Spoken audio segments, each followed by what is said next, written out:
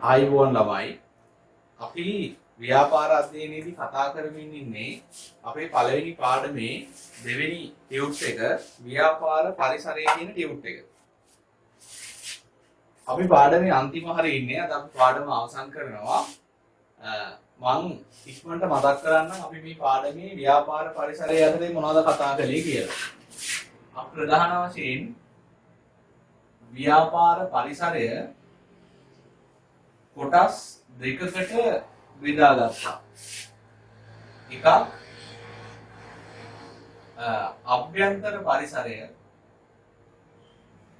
අභ්‍යන්තර පරිසරය.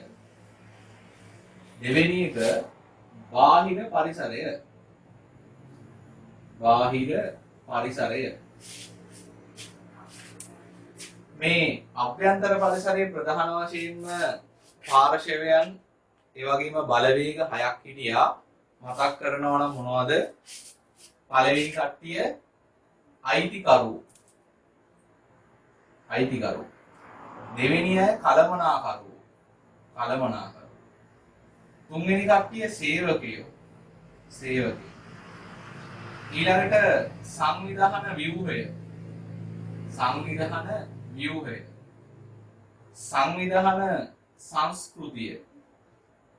හයවෙනියා සම්පත්. සම්පත් කියන්නේ ව්‍යාපාරවල හේතුව. හරි.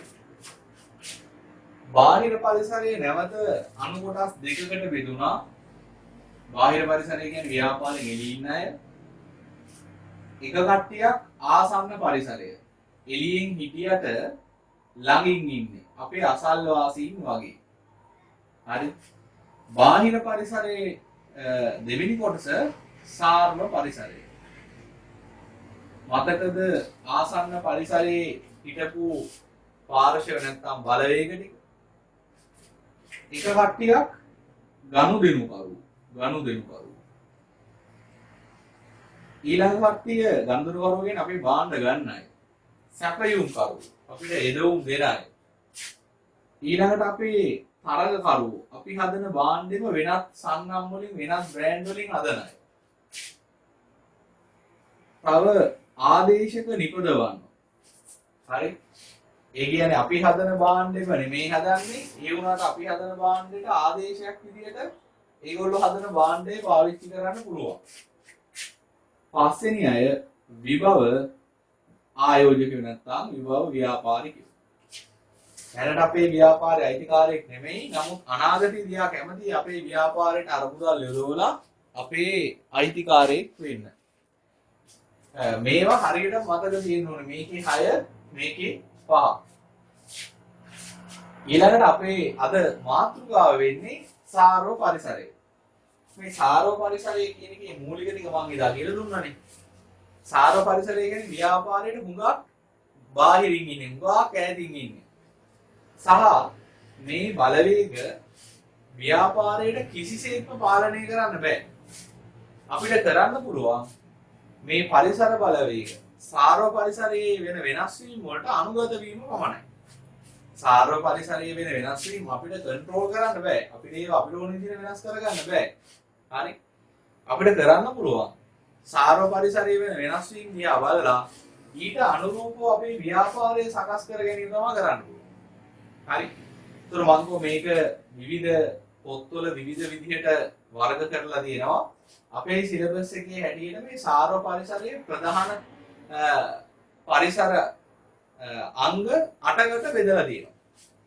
දැන් අද අපේ මාතෘකාව වෙන්නේ අද අපේ පාඩම වෙන්නේ මේ පරිසර සාරව පරිසරයේ තියෙන උපසාධක ටික නැත්නම් බාහිර සාරව පරිසරයේ තියෙන ප්‍රධාන බලවේග ටික බලවේගයට 8ක් තියෙනවා. ඒ 8 ගැන වෙන වෙනම කතා කරනවා. පළවෙනිම කට්ටිය තමයි දේශපාලන පරිසරය.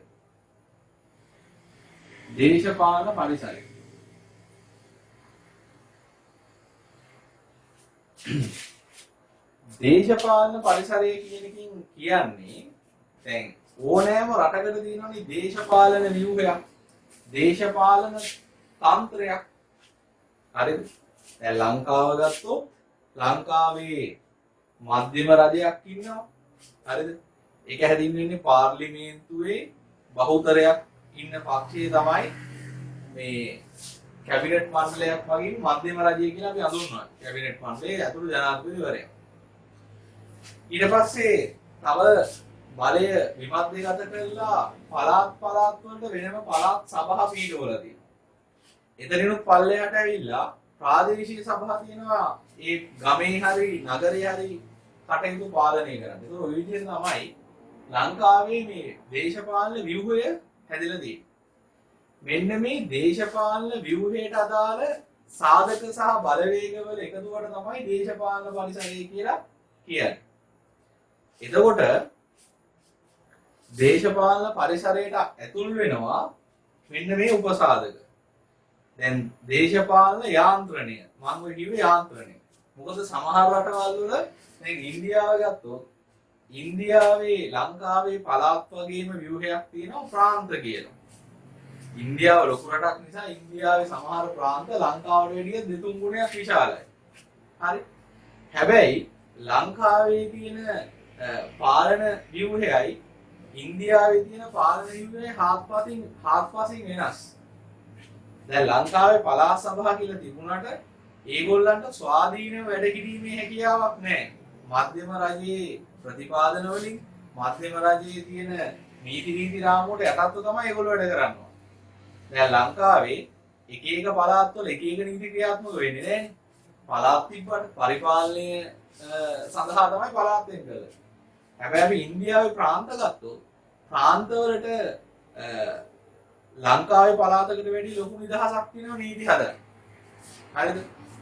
සමහර ප්‍රාන්තවල නීති විරෝධී එකක් සමහර ප්‍රාන්තවල නීත්‍යානුකූල එකක් වෙන්න පුළුවන්. එහෙම තියෙනවා.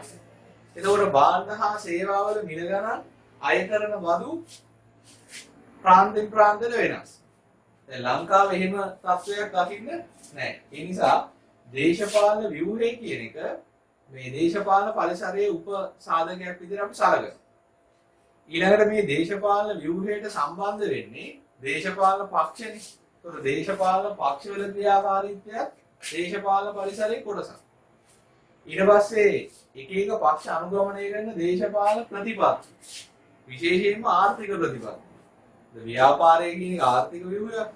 ඒතර ආර්ථික ප්‍රතිපත්තිය රජයේ ව්‍යාපාර වලට බලපාන එක දේශපාලන පරිසරයේ කොටසක් විදිහට අපිට සලකන්න පුළුවන්. ඊළඟට රටක තියෙන දේශපාලන ස්ථාවරත්වය හෝ දේශපාලන අස්ථාවරත්වය. දේශපාලන ස්ථාවරයි කියලා කියන්නේ පාලනය කරන පාර්ශවයන් නිතර මාරු වෙන්නේ නැහැ. හරිද? සාමාන්‍යයෙන් එකම ආර්ථික ප්‍රතිපත්තිය වසර ගණනාවක් ක්‍රියාත්මක වෙනවා. එහෙම වුණොත් තමයි මේ ප්‍රතිපත්තිය සාර්ථක අසාර්ථක බවයි බලන්න පුළුවන්. අපි මේ අවුරුදු දෙක ප්‍රතිපත්තියක් ක්‍රියාත්මක කළා ඊළඟ අවුරුදු තව ප්‍රතිපත්තියක් ක්‍රියාත්මක කරන එක වැඩක් වෙන්නේ නැහැ. ඊළඟට මේ ආර්ථික කටයුතු වලට විවිධ දේශපාලන මැදිහත් වීම තියෙනවා. දැන් සමහර ආයෝජනයන් වගේ වෙන්න කැබිනට් මණ්ඩලය වගේ තැන්වල නැත්නම් පාර්ලිමේන්තුව වගේ තැන්වල අනුමැති ඉන්නවා. ඒ කියන්නේ ව්‍යාපාරේ පටන් ගන්නවද නැද්ද කියන එක දේශපාලන මැදිහත් වීම මත තීරණය. ඔන්න ඔය වගේ රටේ දේශපාලන ව්‍යුහය සකස් කරන්න අදාළ වෙන සාධක ටිකෙන් තමයි මේ දේශපාලන පරිසරය කියන එක නිර්මාණය වෙන්නේ. දැන් ඊළඟට අපි බලන්න ඕනේ මේක මේ ව්‍යාපාර පරිසරයේ කොටසක් විදියට ගන්න නම් ව්‍යාපාරයට මෙන්න මේ පරිසර සාධක වලින් බලපෑමක් තියෙනවා. හරිද? අපි ව්‍යාපාර පරිසරයට ගන්නේ ව්‍යාපාරයට බලපෑම් කරන අයනේ. එතකොට මේ දේශපාලන ව්‍යුහය රටක තියෙන දේශපාලන යාන්ත්‍රණය ඒ යාන්ත්‍රණයෙන් තමයි රටක් පාලනය වෙන්නේ. අපි හැමෝම ඒ දේශපාලන ව්‍යුහය මගින් අනුමත කරන අනපනත් වලට ආර්ථික ප්‍රතිපත්තියට අනුගත වෙන්න ඕන. එහෙනම් ව්‍යාපාර වලට සිද්ධ වෙනවා තමන්ගේ ව්‍යාපාර කටයුතු කරන්න මෙන්න මේ දේශපාලන පරිසරයෙන් හදලා දෙන රාමුව ඇතුළේ ඉඳගෙන. එතකොට ඇතැම් ව්‍යාපාර වලට මේ දේශපාලන ප්‍රතිපත්ති නැත්නම් දේශපාලන පරිසරයේ තියෙන සාධක වාසිදායක විදිහට බලපාන. ඇතැම් සාධක අවාසිදායක විදිහට බලපාන. උදාහරණයක් අපි ගමු. බොහෝම මෑත කාලීන සිදුවීමක්. ආණ්ඩුව ප්‍රතිපත්තිමය තීරණයක් ගන්නවා රසායනික පොහොර භාවිතය නවත්තන්න. හරි. රසායනික පොහොර ආනයනීකරණය නවත්තන්න. ඒ වෙනුවට හඳුන්වා දෙනවා කාබනික පොහොර. එතකොට මේක ඍජුවම බලපානවා කාටද? මේක ඍජුවම බලපානවා රසායනික පොහොර සමාගම් වලට. මොකද ඒගොල්ලන්ගේ භාණ්ඩය තවදුරටත් වෙළඳ පොලේ විකුණන්න බෑ. ඒගොල්ලන්ට ඒ වෙනුවෙන් කරන්න දෙයක් නැහැ. ඒ වගේම තමයි මේ වෙනකොට ඊටාම සුළු පරිමාණයෙන් ක්‍රියාත්මක වෙන එක තැනක දෙකක නිකන් තනි ව්‍යාපෘති විදිහට ක්‍රියාත්මක වෙන කාබනික පොහොර නිපදවන සමාගම් වලට මේ නීතිය හමුවේ ඒගොල්ලන්ගේ භාණ්ඩයේ තියෙන ඉල්ලුම නිතරම වැඩි වෙනවා. හරිද? එහෙම වැඩි වුණාම ඒගොල්ලන්ගේ ව්‍යාපාර කටයුතු අතිශයින් සාර්ථක වෙනවා. ඒක ඒගොල්ලෝ විසින් කරගත්ත වැඩක් නෙමෙයි. ඒක එයාට පාලනය කරන්න බැරි දේශපාලන සාධකයක වෙනස් වීම මත ඒගොල්ලන්ට අත්විඳින්න වෙච්ච ප්‍රතිඵලයක්. එතකොට කාබනික පොහොර සමාගම් වලට මේක වාසිදායක විදිහට බලපානවා. රසායනික පොහොර සමාගම් වලට මේක අවාසිදායක විදිහට බලපානවා. අවාසී කියලා යාට මේ වෙනුවෙන් කරන්න දෙයක් නැහැ. මේක වෙනස් කරගන්න යාට බෑ. මොකද මේක එයාගේ ව්‍යාපාරයට මුගක් එළියෙන් තියෙන මහා පොදු සාධකයක්. හරිද? එළියෙන් තියෙන යාට පාලනය කරනවා. එයාට කරන්න පුළුවන් එකම දේ මේක අනුව හැඩ ගහෙන්න වෙනවා. ඒ කියන්නේ එයා රසායනික පොහොර නැතුව කාබනික පොහොර ආනයනය කරලා හරි නිෂ්පාදනය කරලා හරි විකුණන්න උත්සාහයක් දරන්න සිද්ධ වෙලා තියෙනවා. ඊට කලින් ගිය අවුරුද්දේ ඉඳන් වාහන ආනයනය කරන එක නැවැත්තුවා. එතකොට වාහන ආනයනය කරලා විකුණපු කාර් සේල්ස් වලට සමහර වාහන සමාගම් වල ලංකාවේ වෙනම ආයතන තියෙනවනේ. හරිද? දැන් අපි ගත්තොත් ඇසෝසියේටඩ් මෝටර්වේස් වගේ AMW වගේ කට්ටිය තමයි මරුටු සුසුකි වාහන ආනයනය කරලා විකුණන්නේ. ඒතකොට කාර් සේල් වලින් නෙමෙයි වාහනේ ආනයනය කරන්නේ. ඒගොල්ලන්ගේ වාහන හදන සමාගමේම ආයතනයක් මේ තියෙනවා. ඒතකොට ඒගොල්ලන්ට ව්‍යාපාර අවස්ථා නැති වෙලා ගියයි. ඒ හරහා. හරි. එතකොට ඔය දෙගොල්ලන්ටම කරන්න දෙයක් නැහැ ඔය වෙනුවෙන්. හරි. ඒතකොට ලංකාවේ සුළු පරිමාණයක හරි වාහන හදපු අය වාහන එකලස් කිරීම ලංකාවේ තියෙනවනේ පොඩි ප්‍රමාණයක්. ඒගොල්ලන්ගේ වාහන වලට නිරායාසයෙන්ම ඉල්ලුමක් හැදෙනවා. ඇයි දැන් ආනයනය කරපු වාහන නැහැ. එතකොට කාසෙල් වලට සිද්ධ වුණා කලින් අලුත් වාහන ගෙනල්ලා විකුණපු කට්ටිය දැන් පාවිච්චි කරපු වාහන නැවත විකුණන වෙළඳපොළක් බවට තමන්ගේ ආයතනය පරිවර්තනය කරගන්න. එතකොට ඒගොල්ලන්ට පාලනය කරන්න බෑ. ඒගොල්ලන්ට පුළුවන් ඒක අනුගත වෙන්න විතරයි. හරි. අපි ඕක ලියාගෙන ඉන්න. 11 වෙනි පිටුව. දේශපාලන පරිසරය. ඕක ලියන්න මෙහෙම. ලියන්න රටක රටක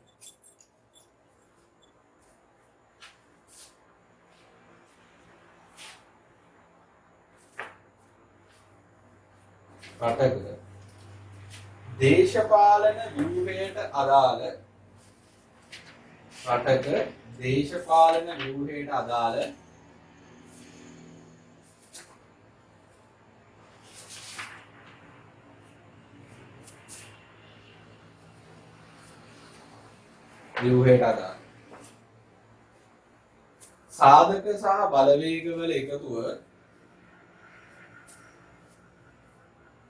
සාධක සහ බලවේගවල එකතුව දේශපාලන පරිසරය ලෙස හැඳින්වේ.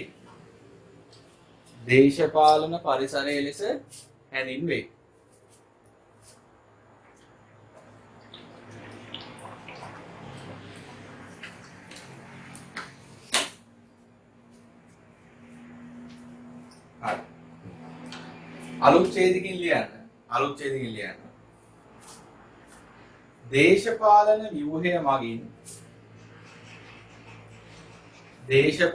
ව්‍යුහය මගින් රටේ සමස්ත කටයුතු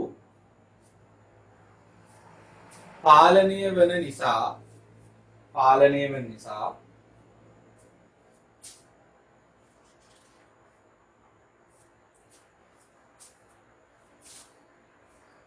ඊට අදාළ ඊට අදාළ සාධක සහ බලවේගවල වෙනස් වීම වලට ඊට අදාළ සාධක සහ බලවේගවල වෙනස් වීම වලට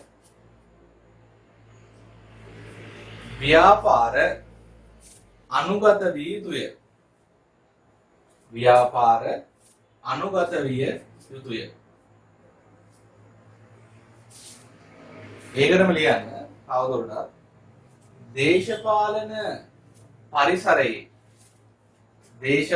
පරිසරයේ සිදුවන වෙනස් වීම ඇතැම්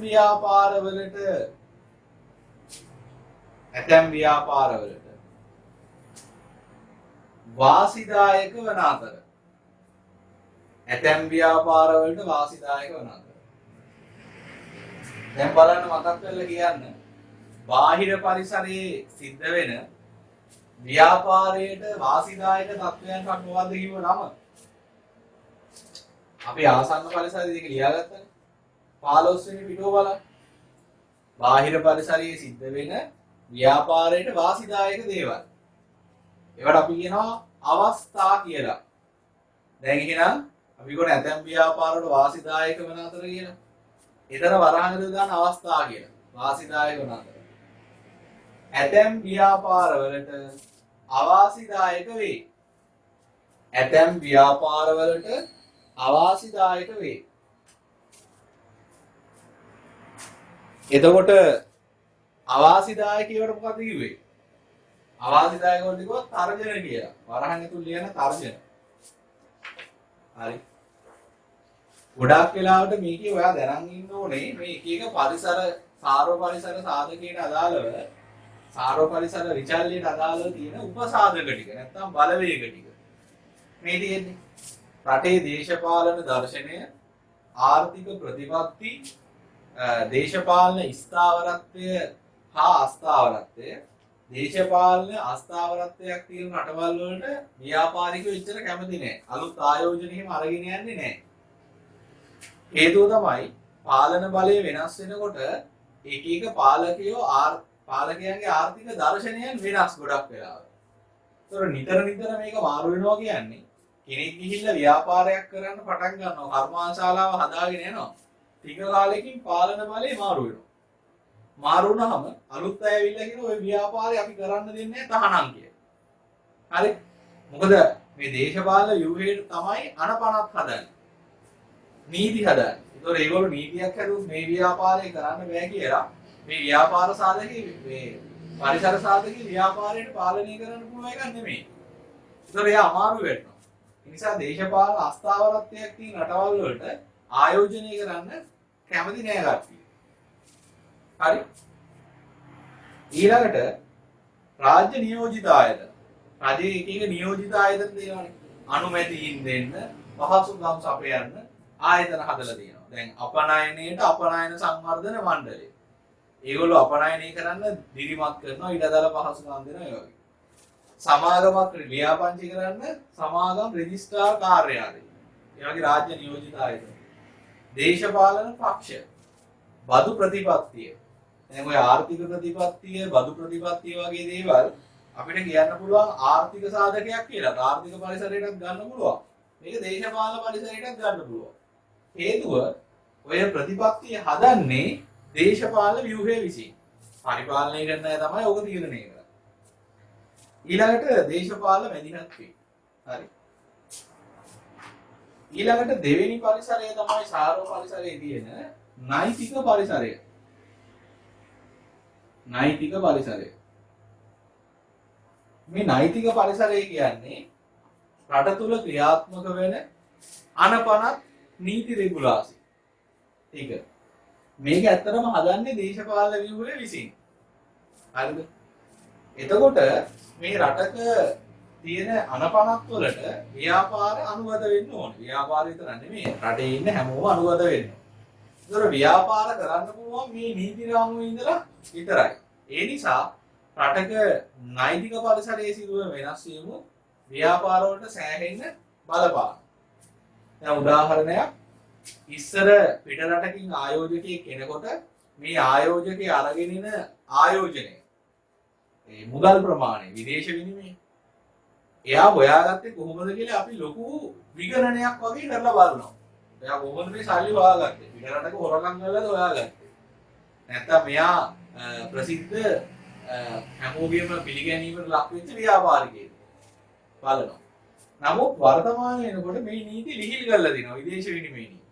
ඒ හරහා වෙනදාවේ නැති අලුත් ආයෝජකයෝ ලංකාවට එන්න ඉඩ තියෙනවා. හේතුව මොකක්ද? නීති රීති වෙනස් වීම ඇතුළේ. හරි. එතකොට පහුගිය කාලේ පොඩි කතාවක් ගියා. මත්පැන් විකුණන්න පුළුවන් ඔන්ලයින්. දැන් එහෙම විකුණන්න බෑ. හරිද? එතකොට ලංකාවේ නීතිය අනුව පොයදාට අවුරුද්දට ඒව වහලා තියන්න. හරි. මේ නීති රීතිවල අනුගත වෙන්න. කොවිඩ් ආවම දැන් අපි සෞඛ්‍ය අංශ විසින් නිකුත් කරපු මාර්ගෝපදේශ වලට යටත්ව තමයි ව්‍යාපාර කරන්නේ. ඉස්සර උපකාරක පන්ති මහා පරිමාණයෙන් කරපු ලොකු ව්‍යාපාර විදිහට කරගෙන ගියව තිබ්බ. නමුත් අද ඒ සියලු ක්‍රියාවල් වැහිලා ගියා. හරි. ඒක වෙලා තියෙන්නේ ආණ්ඩුවේ නීති රීති පැනවීම තුල. ඒකට සෞඛ්‍ය ප්‍රශ්නෙකුත් තියෙනවා තමයි. නමුත් සෞඛ්‍ය ප්‍රශ්න ඇති වෙච්ච ගමම පන්ති වහල් දැම්මේ නීති ගෙනාවට පස්සේ තමයි මේ ටික වහලා තියෙන්නේ. හරි. ඊට පස්සේ අවුරුදු කාලේ මේ නීතිය හොඳට නියාමනය වුණේ නැහැ. ඒ නිසා මොකද උනේ? ගොඩක් කඩවල කරලා තිබ්බා. මිනිස්සු සාප්පු සවාරී ගිය ලෙඩ වැඩි වුණා. නෛතික පරිසරය වෙනස් වුණා. මේවට ව්‍යාපාර වලට කරන්න දෙයක් නැහැ. වෙන්නේ ව්‍යාපාර වලට සිද්ධ වෙනවා මේ නීති වලට අනුගත වෙන්න. ලියන්න. නෛතික පරිසරය ලීගල් එන්වයරන්මන්ට් ලියන්න. රටක ක්‍රියාත්මක වන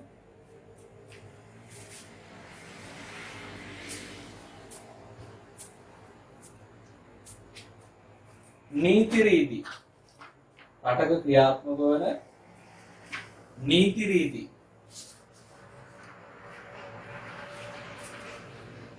සහ ඊට අදාළ සාධක සහ බලවේගවල එකතුව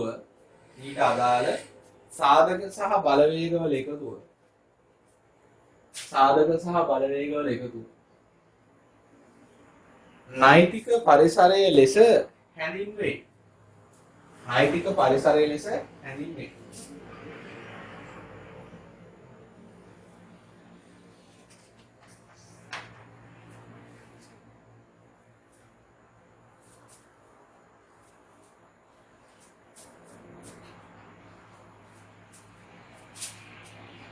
අලුත් රූල් එකකින් ලියන්න.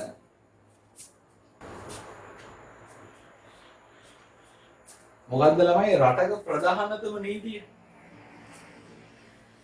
ලංකාවේ තියෙන ප්‍රධානම නීතිය. දැන් සමාගම් පනත තියෙනවා සමාගම් වල වැඩ පාලනය කරන්න. මේ දවස්වල වසංගතයක් තියෙන නිසා නිරෝධායනය සහ රෝග වැළැක්වීම පනත ප්‍රකාරව වැඩ කරගෙන යනවා. ඔයා මොකක් හරි අපරාධ වරදක් කරොත් දණ්ඩ නීති සංග්‍රහය අනුව කටයුතු කරනවා. ඒ ඔක්කොම එක එක අංශ වලට නෙමෙයි මේ ඔක්කොම ආවරණය කරන ලොකු එක්කෙනාවද ලොකු නීතිය. ප්‍රධානතම නීතිය තමයි ආණ්ඩු ක්‍රම ව්‍යවස්ථාව. හරි. ඒකෙන් තමයි මුලික ප්‍රධාන වශයෙන්ම රටේ ආර්ථික ව්‍යුහේ නෛතික ව්‍යුහේ වගේ මූලික සංකල්ප ටික බිහි කරලා තියෙන්නේ. ඒකෙන් තමයි නීති රීති හදන්න විවිධ ආයතන බලය දීලා තියෙන්නේ. ලංකාවේ නීති රීති සම්පාදනය කිරීමේ බලය පාර්ලිමේන්තුවට දීලා තියෙන්නේ ආණ්ඩුක්‍රම ව්‍යවස්ථාව හරහා. එතකොට ආණ්ඩුවේ වියදම් නැත්නම් රාජ්‍ය මුදල් කළමනාකරණයේ පාර්ලිමේන්තුවට ලබා දීලා තියෙන්නේ ආණ්ඩුක්‍රම ව්‍යවස්ථාව හරහා.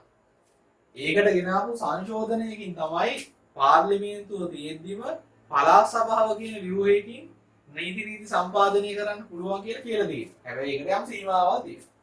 ප්‍රාදේශීය සභාවට මොනවද සම්පාදනය කරන්න පුළුවන් ප්‍රඥාප්තිය පළාත් පාලන ආයතන සහ පළාත් සභා හදන නීති වලට තමයි ප්‍රඥාප්තිය කියන්නේ. පාර්ලිමේන්තුව හදන ඒවාට කියන්නේ අනපන. පනත් ඇත්තට. අන ගෑල්ල නෑ පන. හරි. එතකොට මේ ඔක්කොම තියෙන ප්‍රධාන නීතිය තමයි ආණ්ඩු ක්‍රම ව්‍යවස්ථාව. ඒකේ බලය දීලා තියෙන ආයතන විසින් ඒ ශේෂ්ත්‍රයන්ට අදාළව නීති පැනවීම සිද්ධ වෙනවා. ඊළඟ රූලකින් රටක ප්‍රධාන නීතිය ආණ්ඩු ක්‍රම ව්‍යවස්ථාව වන අතර රටක ප්‍රධාන නීතිය ආණ්ඩු ක්‍රම ව්‍යවස්ථාව වන අතර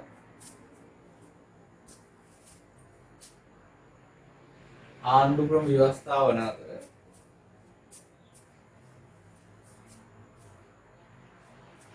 ඊට අදාළව බලයලත් ආයතන ව්‍යුහයන් විසින් එක් අංශයට අදාළව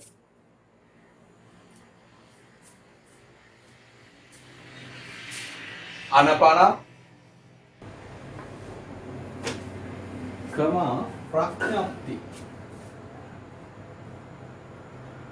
ප්‍රඥප්ති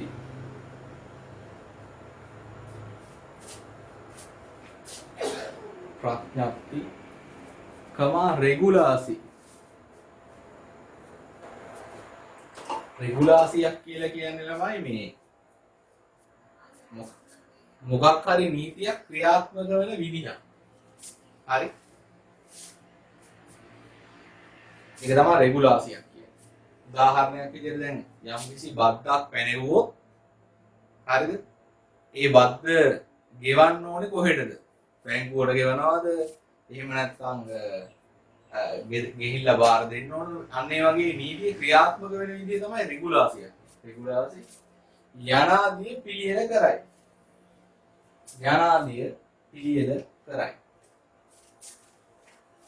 ආය අලුත් ඡේදයෙන් ලියන්න. ව්‍යාපාර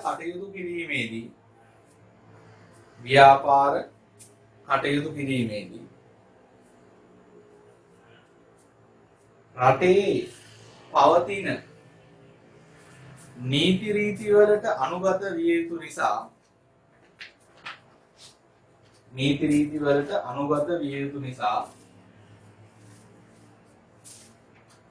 නෛතික පරිසරයේ වෙනස් වීම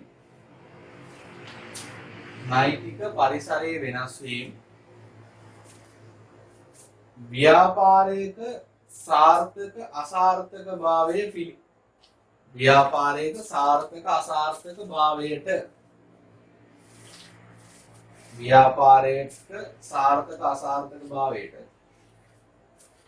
ඍජුව හා වක්‍රව බලපෑම් කරනු ඇත.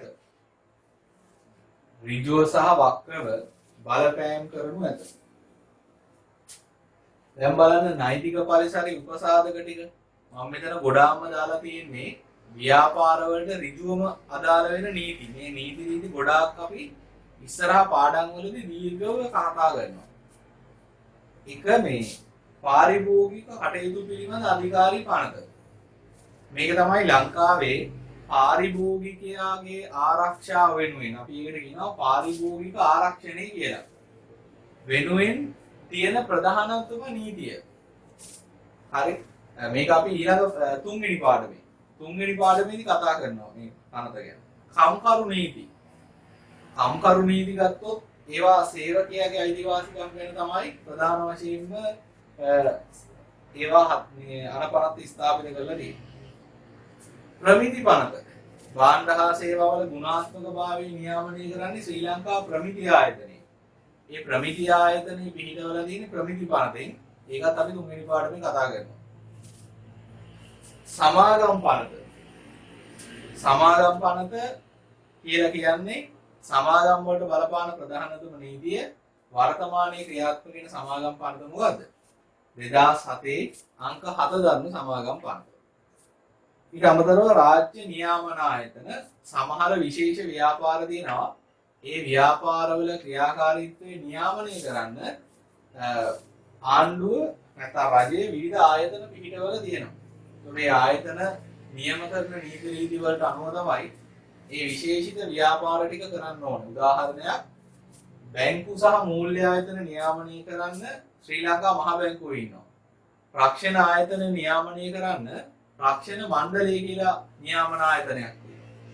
ඒතකොට ඔය දුරකථන සමාගම්, ජංගම දුරකථන ගෙන්නන අය ඒගොල්ලෝගේ මේ අපි කියන්නේ ටෙලිකමියුනිකේෂන් එහෙම නැත්නම් මේ සංනිවේදනයේ සම්බන්ධ ආයතන නියාමනය කරන්න පිළිවෙල තියෙනවා. විදුලි සංදේශ සහ නියාමන කොමිෂන් සභාව. හරි. එතකොට ඔය චිත්‍රපටි ඒ වගේ දේවල් නියාමනය කරන රැඟුම් පාලක මණ්ඩලය කියලා ආයතනයක් තියෙනවා. ඊට පස්සේ කොටස් වෙළඳපොළ සහ කොටස් වෙළඳපොළේ ලියාපදිංචිලා ඉන්න ආයතනවල සමාගම් වල කටයුතු නියාමනය කරන්න සුරකුම්පත් සහ විනිමය කොමිෂන් සභාවක් තියෙනවා. ඒ වගේ විශේෂිත ව්‍යාපාර නියාමනය කරන්න විශේෂිත නියාමන ආයතන පිටවල තියෙනවා. තුන්වෙනි සාර පරිසර පරිසරය වෙන්නේ ආර්ථික පරිසරය.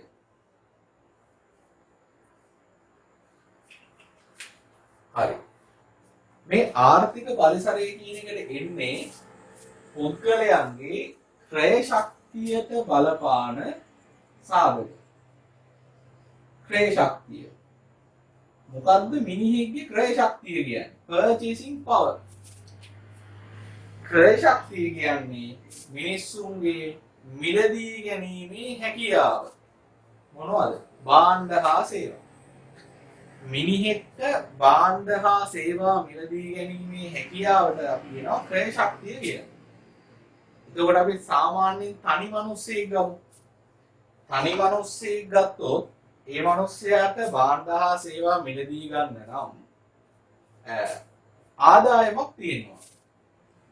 එතකොට සාමාන්‍යයෙන් තමන්ගේ ආදායම තමයි එතකොට ක්‍රය ශක්තිය තීරණය කරන්න බලපාන ප්‍රධාන සාධකය වෙන්නේ.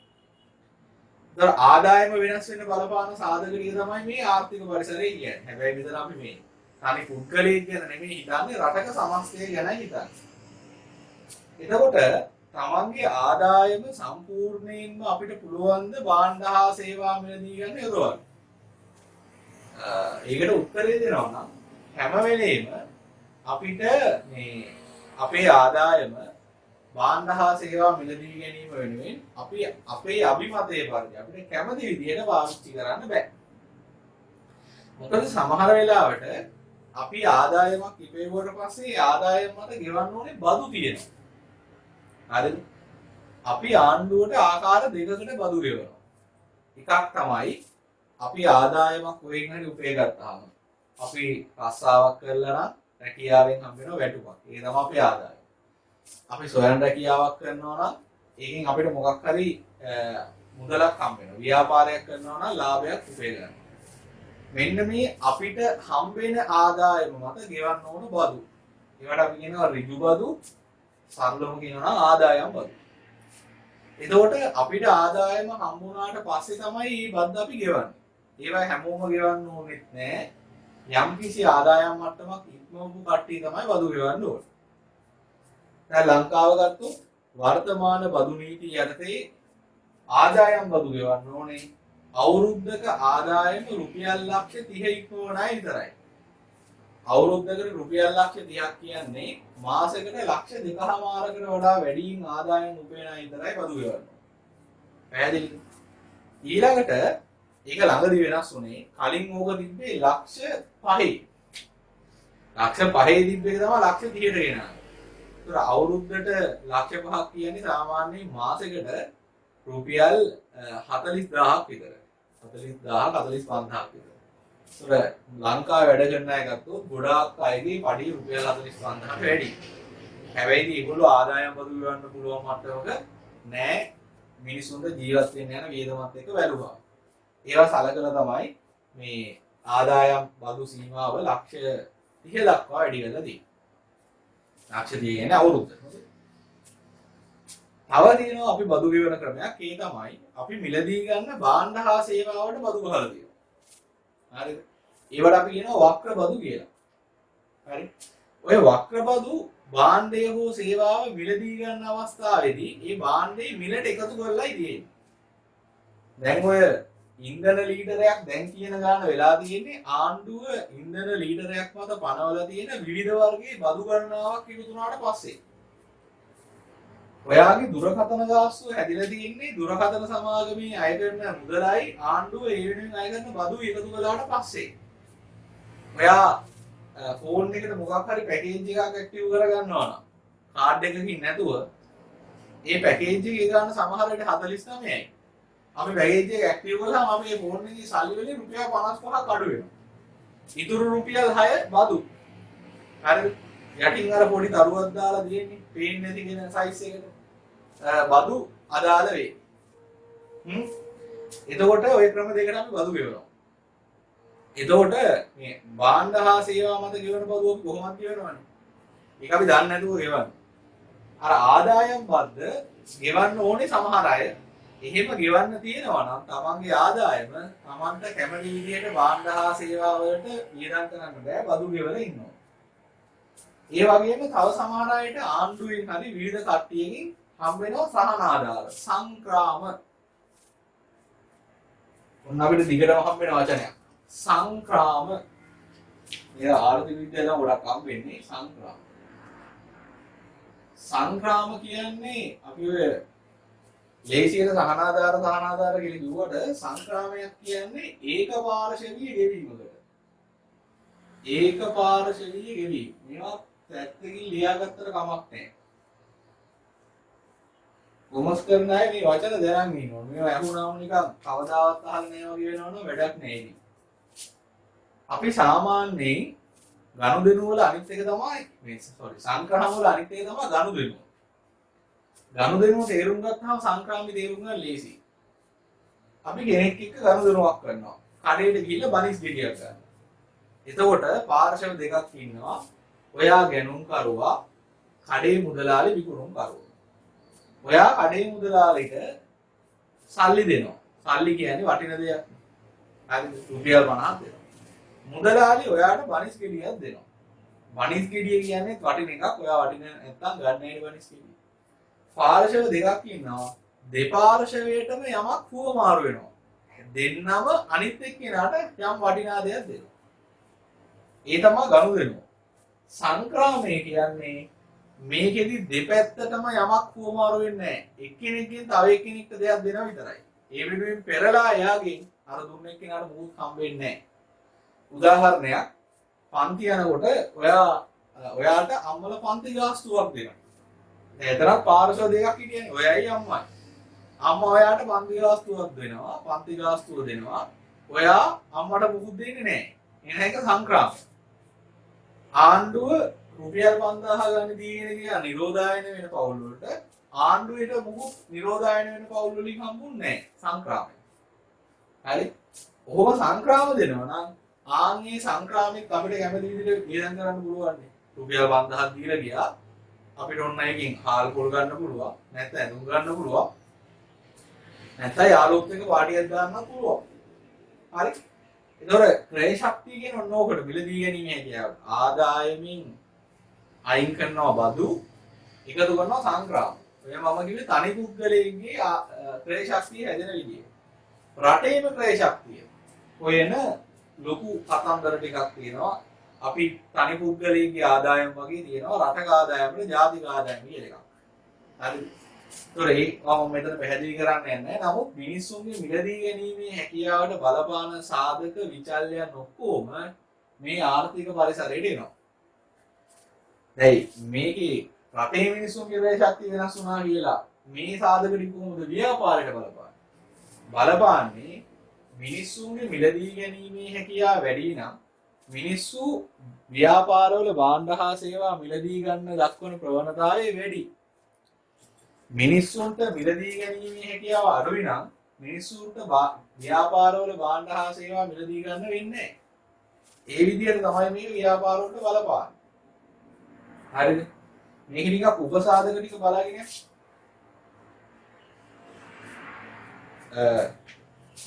මේකේ පළවෙනි සාධකය පොඩ්ඩක් හදාගන්න. මේකේ තියෙන මිල කියලා. ඒක හදන්න ඕනේ මිල මට්ටම කියලා. මිල මට්ටම. මිල මට්ටම කමාවක් දාලා තමයි උද්දවන්නේ තියෙන්නේ.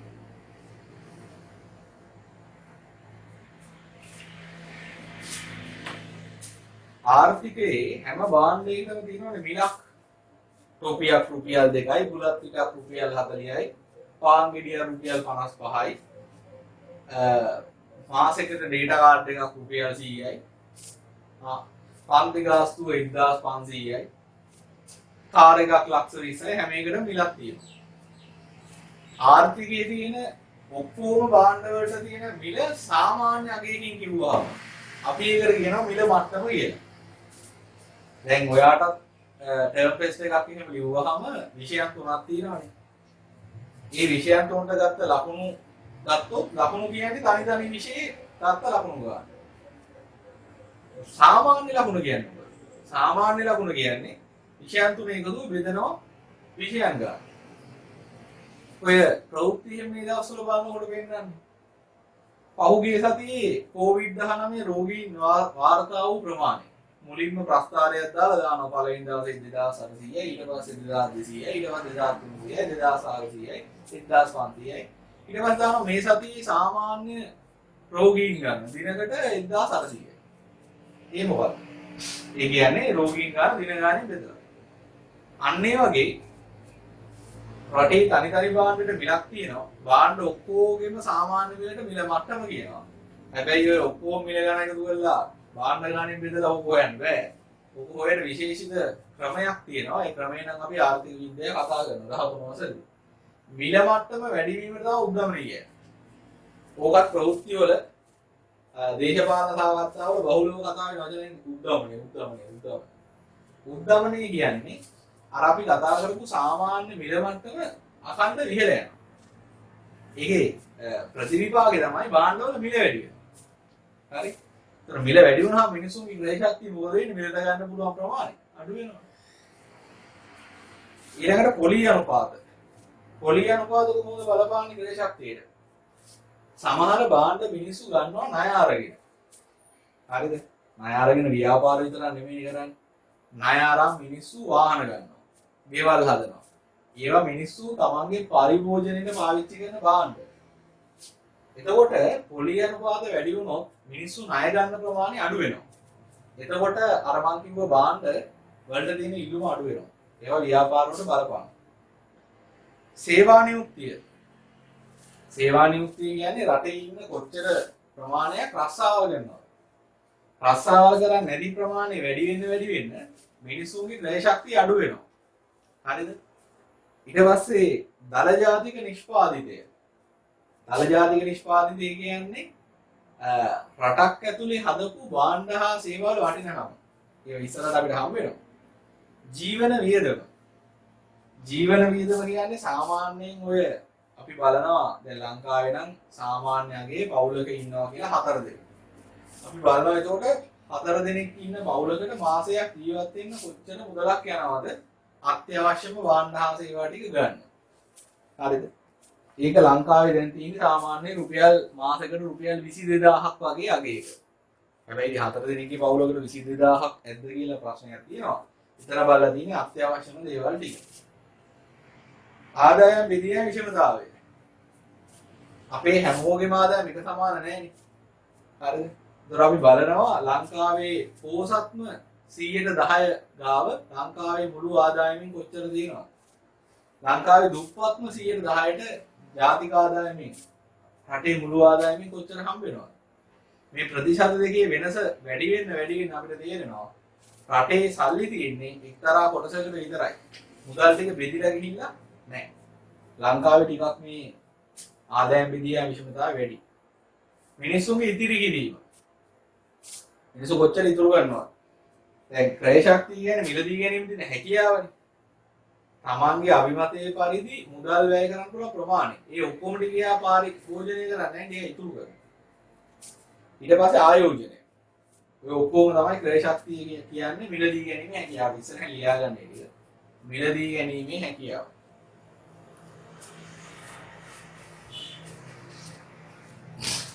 ඊළඟට තව තියෙනවා වැදගත් එක මේ ආයෝජනය. පාඩමට ලොකු වැදගත් උනේ නැති වුණත් මේ සාමාන්‍ය දෙයකට ඇහින වටින කතාවක් ඒක. මිනිසුන්ගේ ආදායම ගැන කතා කරපු වෙලේ අපි ඊගත් පොඩ්ඩක් බලාගෙන ආයෝජනය. මොකක්ද මේ ආයෝජනය කියන්නේ? ඉතිරි කිරීමයි ආයෝජනයයි දෙකම එකයිද?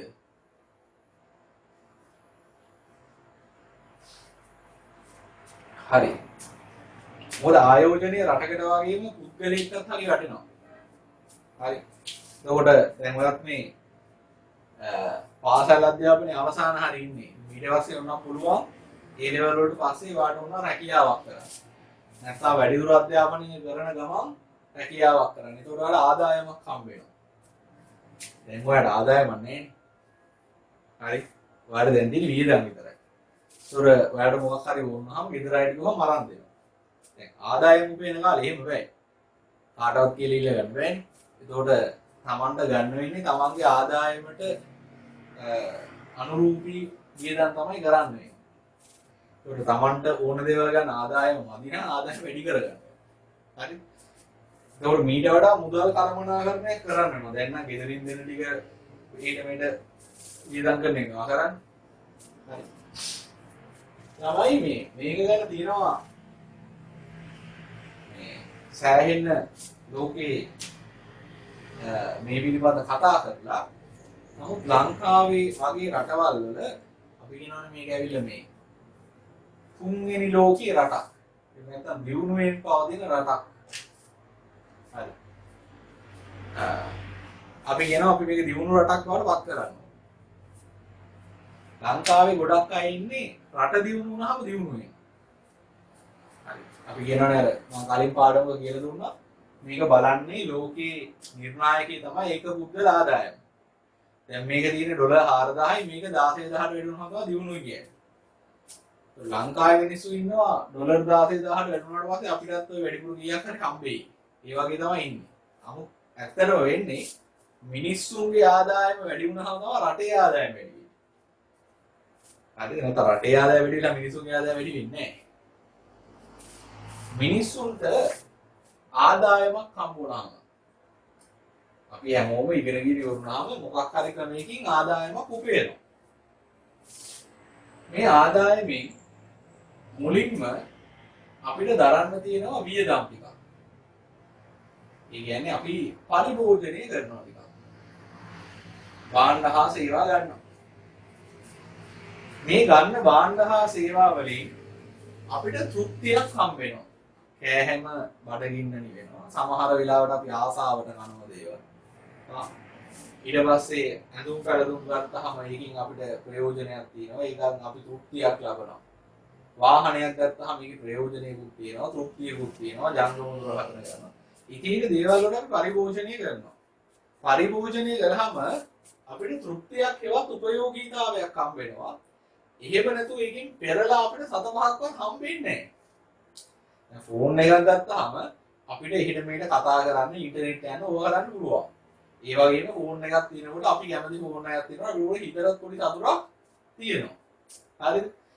හැබැයි ෆෝන් එකෙන් අපිට සතපහක්වත් හම්බෙන්නේ නැහැ. තියෙන කී හරි වියදම් වෙනවා. ඒ තමයි පාරිභෝජනයේ හැටි. අපිට මොකුත් හම්බෙන්නේ නැහැ ඒකේ. හරි? එතකොට ආදායම් උපයනවා පරිභෝජනය කරනවා. අපිට ඕන පුළුවන් සම්පූර්ණ ආදායම ඕන පරිභෝජනය කරලා දාන්න. හැබැයි ඒවට කිසිම මුදලක් ඒකෙන් ඉතුරු වෙන්නේ නැහැ. ඊළඟට එතකොට මේක කරන්නේ අරමුණ මේක බිඳුවක් කරන්න බෑ. මොකද අපි ජීවිතේ පවත්වගෙන යනවා. අපි උපයෝගීතාවයක් ලබන එක තමයි මේකේ අරමුණ. ඊළඟට අපි ටිකක් ඉතුරු කරනවා. ඉතිරි කිරීම. අපි කොහෙද ඉතුරු කරන්නේ? එක්කෝ අපි ගාවම කැටේක වගේ දාගෙන ඉන්නවා. නැත්නම් මෙට්ටියට තියාගෙන ඉන්නවා. එහෙම නැත්නම් බැංකුවක ඉතුරු පිරුමක වගේ දාගෙන ඉන්නවා. සමහර මුදලක් අපි ස්ථාවර තැන්පතු වගේ දාගෙන ඉන්න අවස්ථා නැතුව නෙමෙයි. මොකද මේ සල්ලි ඉක්මනට ගන්න පුළුවන් ක්‍රම තියෙන නිසා. අපි හිතමුකෝ ඉතුරුම් කිනුමක දානවා කියලා. දැන් මේකේ අරමුණ මොකක්ද? මෙන්න මෙතන තමයි පොඩ්ඩක් ප්‍රශ්නේ තියෙන්නේ. මේකේ අරමුණ මේ ඉතිරි කිරීම කියන එකේ අරමුණ තමයි අපිට එදිනෙදා දරන්න ඕන වියදම් ටිකක් තියෙනවා. ඒ වියදම් අපි දන්නවා. ඊට අමතරව සමහර වෙලාවට අපි අපේක්ෂා නොකරපු අනපේක්ෂිත වියදම් කරන්න වෙනවා. අන්නේ අනපේක්ෂිත වියදම් වෙනුවෙන් පාවිච්චි කරන් තමයි මුදල් ඉතුරු කරන්නේ.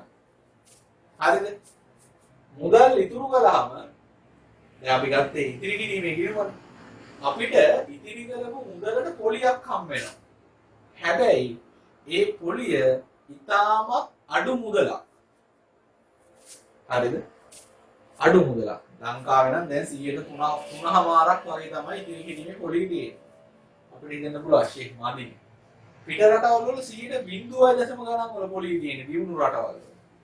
සමහර රටවල් තියෙනවා ඉතිරි කිරීමේ ගිණුමේ යම් මුදලකට වඩා වැඩි. ඒ මුදල ඉක්මවා තැන්පත් කරාම බැංකුව අපේ මුදලක් කපා ගන්නවා. ඔයාගේ සල්ලි පරිස්සම් කරලා දෙනවා. හරිද? ඒකට හේතුව තමයි අපි මුදල් ඉතිරි කරන්නේ අපිට ඒකට පොලියක් හම් වෙනවා තමයි. නමුත් අපි මුදල් ඉතුරු කරන්නේ පොලිය බලාගෙන නෙමෙයි. අපි මුදල් ඉතුරු කරන්නේ හදිසියක් වුණාම ගන්න. හරිද? ඒකනේ අපි මේ සල්ලි වලින් රම්පවුමක් කරා වැඩක් නැහැ. මුදල් හදිසියක් වුණාම මේක විකුණ ගන්න බෑනේ. ලෙඩක් හැදෙනවා රම්පවුම දීලා බේත් ගන්න බෑ. ඒ නිසා ඉතිරි කිරීමේ ගිණුමේ සල්ලි දාගෙන ඉන්නවා කාඩ් එකකින් හරි ATM එකකින් සල්ලි අරගෙන අත්ගාලා හදිසියක් වුණොත් පාවිච්චි කරනවා. ඒකට ප්‍රතිලාභයක් පොලියක් හම් වෙනවා. නමුත් ඒක බොහොම අඩු මුදලක්. ඒක ප්‍රශ්නයක් නෑ. මොකද අපි ඉතුරු කරන්නේ පොලිය බලාගෙන නෙමෙයි. හදිසියක් වුණොත් ගන්න. ඊළඟට තුන්වෙනියට තමයි අපි මොනවද කරන්න ඕනේ? ආයෝජනය කරන්න ඕනේ මුදල්. මේ ආයෝජනය කියන එක හැම වෙලේම දීර්ඝකාලීන දෙයක්. දීර්ඝකාලීන දෙයක්. මේකෙන් ඉතිරි කිරීමට වඩා ලොකු ප්‍රතිලාභයක් හම්බ වෙනවා. දීර්ඝකාලයක් මේ මුදල් යොදලා තියෙනවනේ ලොකු ප්‍රතිලාභයක් හම්බ වෙනවා. මොනවද අපිට කරන්න පුළුවන්? අපිට පුළුවන් කොටස් වෙළඳ පොලේ මුදල් ආයෝජනය කරන්න. මුදල් ආයෝජනය කළාම අපි මිලදී ගන්න කොටස් වල සමාගම් වල කොටස් වල මිල ඉහළ යද්දී අපේ ආයෝජනයේ වටිනාකම මොකද වෙන්නේ? වැඩි වෙනවා. ආයෝජනයේ වටිනාකම වැඩි වුණාම අපේ මුදල් ප්‍රමාණය වැඩි වෙනවා. ආයෝජනයේ අරමුණ අපි ගාව තියෙන වත්කම් ප්‍රමාණය, මුදල් ප්‍රමාණය වැඩි කරගන්න එක. තව ලක්ෂණයක් තියෙනවා. අපි ආයෝජනය කරලා වත්කමක් හැදුවාම කොටස් කියන්නේ වත්කමක් නේ අපි. අපි සල්ලි ටික ආයෝජනය කරලා ඉඩමක් ගත්තාම ඒක අපේ වත්කමක්. හරිද? එහෙම නැත්නම් රත්තරන් ගත්තාම ඒක වත්කමක්. මේවා ගත්තම අපි නිකන් හිටියත් මේවෙන් ප්‍රතිලාභ වෙනවා. දැන් කොටස් වෙලඳ පොලේ කොටස් අරගෙන අපි මහන්සි වෙන්නේ නැහැ. ඒ ටික එහෙම තියෙනවා. සමාගම් ලාභ උපයනකොට මේ කොටස මිල වැඩි වෙනවා. අපි රත්තරන් ගන්නවා. රත්තරන් වෙලඳ පොලේ තියෙන ඉල්ලුම සැපීම මත රත්තරන් මිල වැඩි වුණාම අපිට ප්‍රතිලාභයක් හම්බෙනවා. ඒ කියන්නේ මේකේ වෙනස තමයි මේ ආයෝජනය කරලා හදන වත්කම් වලින් ඔයාලට දිගු කාලයක් ප්‍රතිලාභ ගන්න පුළුවන්. අනිත් එකේ ප්‍රතිලාභය මේ ඉතිරි කිරීමට වඩා වැඩි. හරිද? දැන් ප්‍රශ්නේ තියෙන්නේ මේ දෙක පහු කරලා තමයි ආයෝජනයට එන්න ඕනේ. ඒතර ඉතිරි පරිභෝජනය කරලා ටිකක් ඉතුරු කරගෙන ඉතුරු තමයි ආයෝජනය කරන්නේ. කවුරු හරි කෙනෙකුට මම පරිභෝජනය කළා ඔක්කොම ආයෝජනය කරනවා. එහෙම කරන්න බෑ. මේ වත්කම් දිගු කාලේ නෑ. ඔයා අද සමාගම කොටස් ගත්තා කියලා හෙට මේක වැඩි වෙන්නේ නෑ. ඒතර ඔයාලට මේක හෙට ගන්න බෑ. හදිසියක් වුණාම ගන්න බෑ. ඒ නිසා ඒක ටික ඉතුරු කරන්න. ඊට පස්සේ තමයි ආයෝජනය කරන්න. ඔයාගේ ආදායම ඉන්න වර්ධනය කරගන්න ඕන. ඔයා අනිවාර්යෙන්ම ආයෝජනය කරන්න වෙනවා. හරිද? ආයෝජනය නොකළොත් ඔයාට සිද්ධ වෙනවා හැමදාම මහන්සි වෙලා වැඩ කරලා මුදල් උපයන. ඔයාට හැමදාම හම්බ වෙන ගානම තමයි හම්බෙන්නේ. රුපියල් ලක්ෂයක් හම්බ වෙනවා 30000ක් වියදම් කරනවා 10000ක් විතර ඉතුරු කරගන්නවා. ඉතුරු ටික ආයෝජනය කරනවා. එහෙම නැත්නම් ඔයාට පුළුවන් ලක්ෂයක පඩියක් ගත්තාම බැංකු ණයක් ලොකු ණයක් අරගෙන ලොකු වාහනයක් අරගෙන හැමදාම වාරික ගෙවගෙන ඉන්න. හරි. ඔයාට කිසිම ආයෝජනයක් නැත්නම් ප්‍රතිලාභයක් හම්බෙන්නේ නැහැ. මේකේ තියෙන ප්‍රශ්නේ මොකද්ද? මේක හරි ලේසියි. ටිකක් පරිභෝජනය කළා ටිකක් ඉතුරු කළා ඉතින් දෙන්නේ මොකද? වර්තමාන ලෝකේ ගත්තොත් ව්‍යාපාරිකයෝ සෑහෙන වේගෙන් උවමනා නිර්මාණය කරනවා. අලුත් භාණ්ඩ හා සේවා හදනවා. ඒවා අපිට ගන්න හිතෙනවා. හරිද? අපි මුදල් උපයන්න පටන් ගත්ත කාලෙදී දැන් ඔයා රස්සාවක් කරන පටන් ගන්නකොට ඔයාගේ හිතේ තියෙනවා ගන්න ගොඩක් කියලා. වාහන තියෙනවා, ගෙවල් තියෙනවා, ෆෝන් තියෙනවා, ඔර්ලෝස් තියෙනවා, ඇඳුම් තියෙනවා. හරිද? ඔයා මුදල් රුපියල් පටන් ගත්ත ගමන් ඔයාට ආයෝජනය කරන්න ඕන නම් හරිද? දැන් ඔයාට ගන්න තියෙන බාණ්ඩ ටික වැඩිනේ. ඔයාට සිද්ධ වෙනවා පාරිභෝජනයේ කල් දාන්න. හරිද? ඔයා ඉගෙනගෙන රස්සාවකට යනවා. ඔයාගේ වැටුප රුපියල් ලක්ෂයයි. හරි? ඔයා කල්පනා කරනවා විදි දෙකකට. පළවෙනි ක්‍රමය මොකක්ද? දැන් රස්සාවකට ගියා හොඳ වැටුපක් තියෙනවා. අර මම කලින් කිව්ව විදිහට 30000ක් වියදම් කළා 10000ක් ඉතුරු කළා හදිස්සියකට ගන්න. දැන් ඉතුරු තියෙනවා 60000. මේ 60000න් කොටස් වෙළඳ පොලේ ආයෝජනයක් කරනවා. අවුරුද්දක් කොටස් වෙළඳ පොලේ ආයෝජනය කළොත් හොඳ සමාගම් වල අවුරුද්දක් ගියාම ඔයාට හම් වෙනවා රුපියල් 7,20,000ක් වටින කොටස්. හරිද? දෙවෙනි ක්‍රමය තමයි මේ 60000ක් ඉතුරු වෙනවා ගාවද? ඉතිරි කළාට පස්සේ තවත් තියෙනවා 60000ක් ඉතුරු වෙලා. ඔයාට පුළුවන් හොඳ වාහනයක් ගන්න මේක. හරිද? ඒ 60000 ලීසින් එකක් දාලා වාහනයක් ගන්න. 30000 වියදම් කරනවා පරිභෝජනයට, 10000 ඉතුරු කරනවා, ඉතුරු 60000 ලීස් එකක් දාලා වාහනයක් ගන්නවා. දැන් වාහනයක් තියෙනකොට ඔයාට කොහොමද? ඔයාට මාර සතුටුයි. මාර සුව පහසු ගමන් යන්න පුළුවන්. ඔයාට මේක කරන්න නම් මේ වාහනේ ගන්න එක කල් දාන්න. මම අවුරුද්දකින් පස්සේ වාහනයක් ගන්නවා කියලා හිතනවා. එතකොට අවුරුද්දක් ගියාම 7,20,000ක කොටස් තියෙනවා. ඊළඟට මේ සමාගම් ලාභ ලබනකොට ඔයාට ලාභාංශය ගෙවනවා ඊළඟ අවුරුද්දේ. එතකොට ඔයාගේ ආදායම මාසෙට ලක්ෂය නෙමෙයි ලක්ෂයට වඩා වැඩි. ඔයා මේ සමාගම් වල කොටස් විකුණුනහම මිල වැඩි වෙලා ඔයාට ප්‍රාග්ධන ලාභයක් හම්බ වෙනවා. ඒ ලාභය ඔයාගේ ආදායමට එකතු වෙනවා. ඒ හින්දා දෙවෙනි අවුරුද්දේ ඉඳන් දැන් ඔයාගේ ලාභය කීයද? ලක්ෂ නෙමෙයි ලක්ෂයට වැඩි. හරිද? දෙවෙනි අවුරුද්දේ ඔයා කාර් එකක් ගන්නවා. එතකොට කාර් එකක් තියෙනවා අර ආදායමක් තියෙනවා. හැබැයි අවුරුද්දක් කාර් එක ගන්න එක පරක්කු කරන්න වෙනවා. හරි? මේ ඔප්ෂන් එකට ගියොත් ඔයාට පළවෙනි මාසෙම කාර් එකක් ගන්න පුළුවන්. හැබැයි පළවෙනි අවුරුද්ද ඉවරුනහමත් ඔයාට හම්බෙන්නේ ලක්ෂයයි. දෙවෙනි අවුරුද්ද ඉවරුනහමත් ඔයාගේ ආදායම ලක්ෂෙම තමයි. හරි? ඔයාගේ ආදායම වැඩි කරගන්න ඕන නම් එන්න ඔයාට සිද්ධ වෙනවා ආයෝජනය කරන්න. ඒකට මේ වර්තමානයේ පරිභෝජනයේ කල් දාන්න වෙනවා. ඉතින් ගොඩක් අය ඒකට සූදානම් නැති නිසා තමයි ලංකාවේ මිනිස්සුන්ගේ ජීවන මට්ටම ගොඩක් පල්ලෙහා ලෙවල් එකක තියෙන්නේ. ඒක තමයි කොවිඩ් නිසා රට මාස 3ක් වහලා තිබ්බහම මිනිස්සුන්ට තමන් ගත්ත වාහනවල ගෙවල් වල ණය ගෙවා ගන්න බැරි වෙන්නේ. ඇයි මේ දෙක නැහැ? දැන් ඉතුරු කරලා දිනවා කියලා. ඉතුරු කරනවා 10000ක්. අවුරුද්දක් ගියාම 1,20,000ක් තියෙනවා. ඔයාගේ වාරිකය 60000යිනේ. මාස දෙකක වාරික ගෙවා ගන්න පුළුවන් කිසි ප්‍රශ්නයක් නැහැ. මාස දෙකක් රට වහලා තිබ්බ වෙලාවට දැනෙන්නේ නැහැ. හරි? ඒතර මෙහෙම කරන්න ආයෝජනය කරන්න තනි පුද්ගලයෙකුටත් හරි වටිනවා ආයෝජනය කරන එක. ඔය දියුණුවේ කියන රටවල් වල මිනිස්සු ගොඩාක් පින පෙරමෙනවා තමන්ගේ තමන්ගේ මුදල් ආයෝජනය කරන්න. බැංකුවල දාලා නිකම්ම පොලිය ගන්නව නැතුව ආයෝජනය කරන්න. හරි? ඒක ඔයාගේ සාමාන්‍ය දැනුම. අපි ආර්ථික පරිසරය ලියමු. 12 වෙනි පිටුව. ලියන්න. උඩින්ම ලියන්න. පුද්ගලයන්ගේ ක්‍රය ශක්තිය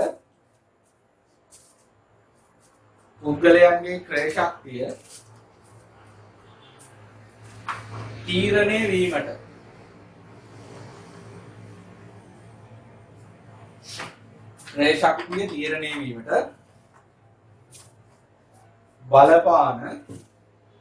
බලපාන සාධක සහ බලවේගවල එකතුව ආර්ථික පරිසරය ලෙස හැඳින්වේ.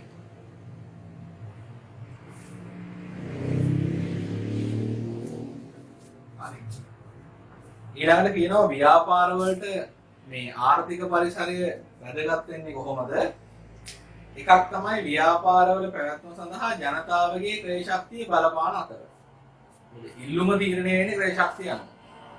ව්‍යාපාර කටයුතු සඳහා දැරීමට සිදුවන පිරිවැයද ආර්ථික සාධක මත රඳා පවතී. පොලී අනුපාතය ඊට පස්සේ සාධකවල මිල ඒවා මත තීරණය වෙනවා ව්‍යාපාරේ පිරිවැය. එතකොට ඉල්ලුම පැත්තට ආර්ථිකයේ බලපානවා, පිරිවැය පැත්තට බලපානවා. ඊළඟ ඡේදෙ මෙහෙම ලියන්න. හරි මෙහෙම ලියන්න. ආර්ථික පරිසර සාධකවල වෙනස් වීම. ආර්ථික පරිසර සාධක වල වෙනස් වීම සමස්තයක් ලෙස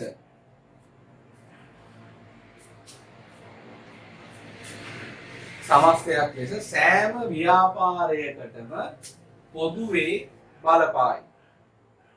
සෑම ව්‍යාපාරයකටම පොදුවේ බලපායි. දැන් මම කලින් ඒවා කියද්දි කොහොමද මම කිව්වා මේ වෙනස් වීම සමහර ඒවාට වාසිදායකයි සමහර ඒවාට අවාසිදායකයි කියලා. නමුත් ආර්ථික පරිසරයේ සාධක ගොඩාක් වෙලාවට වාසි නම් හැමෝටම වගේ වාසි. දැන් පොලි අනුපාතයේ අඩු වෙන එක හැමෝටම වාසි. අවාසි වෙන ව්‍යාපාර නැහැ. පැහැදිලිද?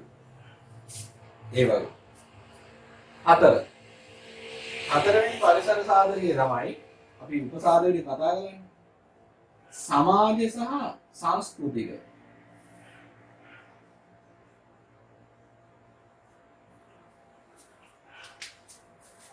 social and cultural environment. සමාජ සහ සංස්කෘතික පරිසරය කියලා කියන්නේ මිනිස්සුන්ගේ තියෙනවා හැමෝගෙම සම්ප්‍රදාය, චාරිත්‍ර, සිරිත් විරිත්, ඇදහිලි විශ්වාස. ඒවා නීතියකින් ආපුවා නෙමෙයි. හරිද? ඒවා කාලයක් තිස්සේ පරම්පරාවෙන් පරම්පරාවට අපි ජීවත් වෙන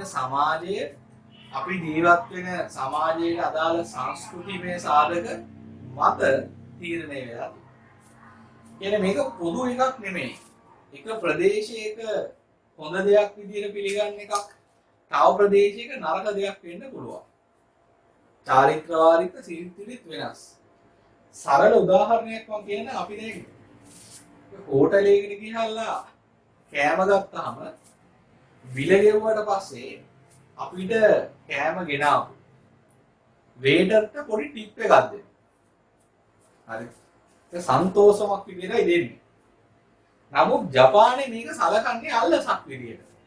එහෙට ගිහිල්ලා බැරි වෙලාවක් ටිප් එකක් දුන්නොත් එහෙම ඔයාව ඔයාට විරුද්ධව නීතිමය ක්‍රියාමාර්ග ගන්න පවා ඉඩ තියෙනවා. ඒ සංස්කෘතිය. පිළිගන්න මේ සංස්කෘතිය. හරි. ඒක තනින් තනට වෙනස්. මෙහි ජීවත් වෙන ජන කොටස් වල අදහන ආගම් අනුව අපි සමහර උත්සව සමරනවා. උදාහරණයක් සිංහල හින්දු අලුත් අවුරුද්ද. නමුත් අපි යුරෝපයේ කලාපයට ගිහිල්ලා බැලුවොත් එහෙම උත්සවයක් සමරන්නේ නැහැ. හේතුව අපේ ආගම් අදහන අපේ සංස්කෘතිය දාලා මිනිස්සු එහි නැහැ. නත්තල් ගත්තොත් ලෝකේ හැම රටකම වගේ සමරනවා.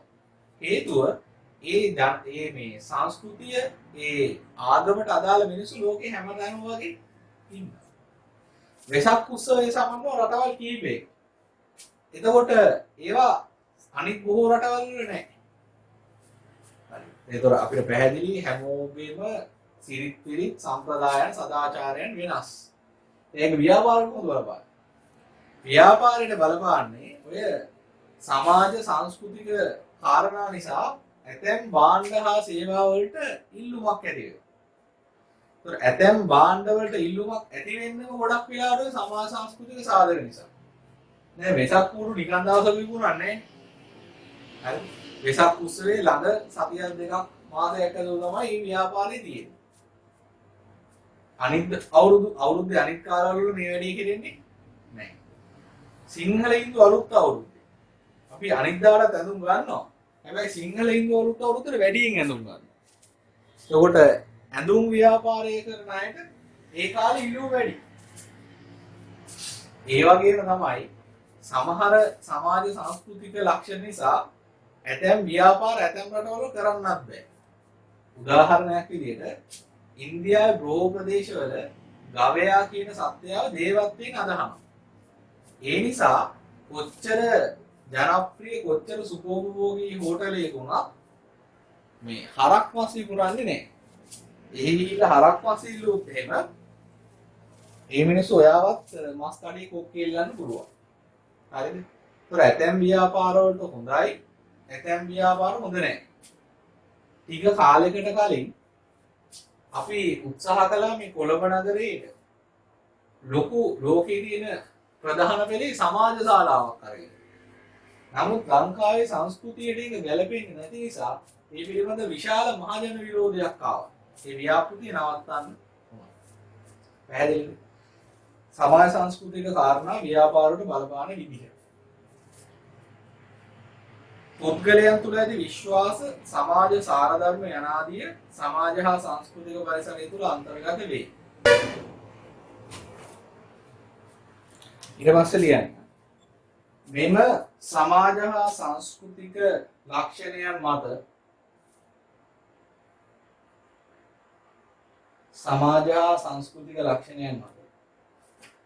ඇතැම් ව්‍යාපාරවලට හිතකර තත්වයකුත්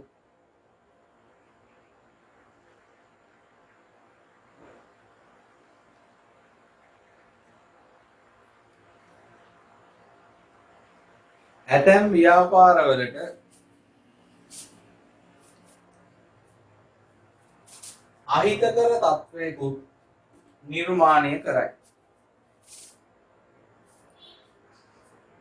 ඊට පස්සේ උපසාධක එහෙම නැත්නම් බලවේග පුද්ගලයන් සතු විශ්වාස, වටිනාකම්, සිරිත්වි, සිතුම් පැතුම්, ආගමික උත්සව, ආගමික විශ්වාස අපි ඔකට දාමු සංස්කෘතික උත්සව කියලා. දැන් සිංහල හින්දු අලුත් අවුරුදු ආගමික උත්සවයක් කියලා ගන්න බෑ. සංස්කෘතික උත්සව. ඊළඟ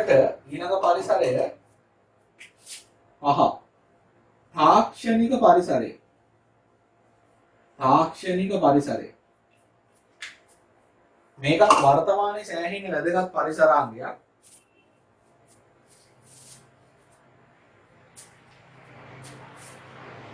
අපි මේ ජීවත් වෙන්නේ තොරතුරු තාක්ෂණය මූලික කරගත්ත යුගයක. අපි මේකට කියන්නේ තොරතුරු යුගය කියලා. ඒ නිසා මේ කාලේ නිෂ්පාදනයේට අපි පරිභෝජනය කරන භාණ්ඩ හා සේවාවල තියෙන තාක්ෂණයන් ඉතා ශීඝ්‍රයෙන් වෙනස් වෙනවා. හරිද? මේ වෙනස් වීම තුළේ අලුත් තාක්ෂණ ක්‍රම දියුණු වෙනවා. අලුත් තාක්ෂණයක් කියන්නේ අපි කලින් කරපු වැඩක් ඊට වඩා පහසුවෙන් කරන්න පුළුවන් වෙනවා. ඊට වඩා අඩු පිරිවැයකින් අඩු කාලෙකින් කරන්න පුළුවන් වෙනවා. හැබැයි මේකේ අනිත් පැත්ත ගත්තොත් තාක්ෂණය අලුත් වෙනවා කියලා කියන්නේ නිරන්තරයෙන් ශීඝ්‍රයෙන් අර කලින් තිබ්බ තාක්ෂණය ශීඝ්‍රයෙන් යල් පැන යනවා. හරිද? එතකොට අලුත් තාක්ෂණයේ ව්‍යාපාර වලටත් යොදා ගන්න පුළුවන්. ව්‍යාපාරවල තාක්ෂණය යොදා ගැනීම නිසා වෙළඳපොළ ප්‍රසාරණය වෙනවා. අද විද්‍යුය අන්තර්ජාල වෙළඳාම් වගේ හරහා අද වෙළඳපොළක් ගැන ඔයා හිතන්න ඕනේ ව්‍යාපාරයක් කරනකොට. මොකද වෙළඳපොළ සෑහෙන කුළුල් ප්‍රදේශයකට ව්‍යාප්ත කරන්න පුළුවන්. හරිද? ඒක වාසියක්. නමුත් අලුත් තාක්ෂණයන් එන්න පරණ තාක්ෂණයේ අල්පරින් නිසා අපි මේ තාක්ෂණයට මුලින්ම අනුගත වෙනකොට ලොකු වියදමක් දරනවා. ඒ නිසා ඒ වියදම මොකද වෙන්නේ? වැඩි. ඒක සමහර ව්‍යාපාර වලට දරා ගන්න බෑ. ඒ වගේම අලුත් තාක්ෂණයන් එනකොට ඇතැම් භාණ්ඩ හා සේවාවල පැවැත්ම නැත්තටම නැති වෙලා යනවා. උදාහරණයක් අපි පොඩි කාලේ තිබ්බ මීට අවුරුදු 20කට 25කට කලින් තිබ්බ අර ෆිල්ම් රෝල් එකක් දාලා පාවිච්චි කරන රීල් කැමරාස් කියන ඒවා දැන් පාවිච්චි වෙන්නේ නැහැ.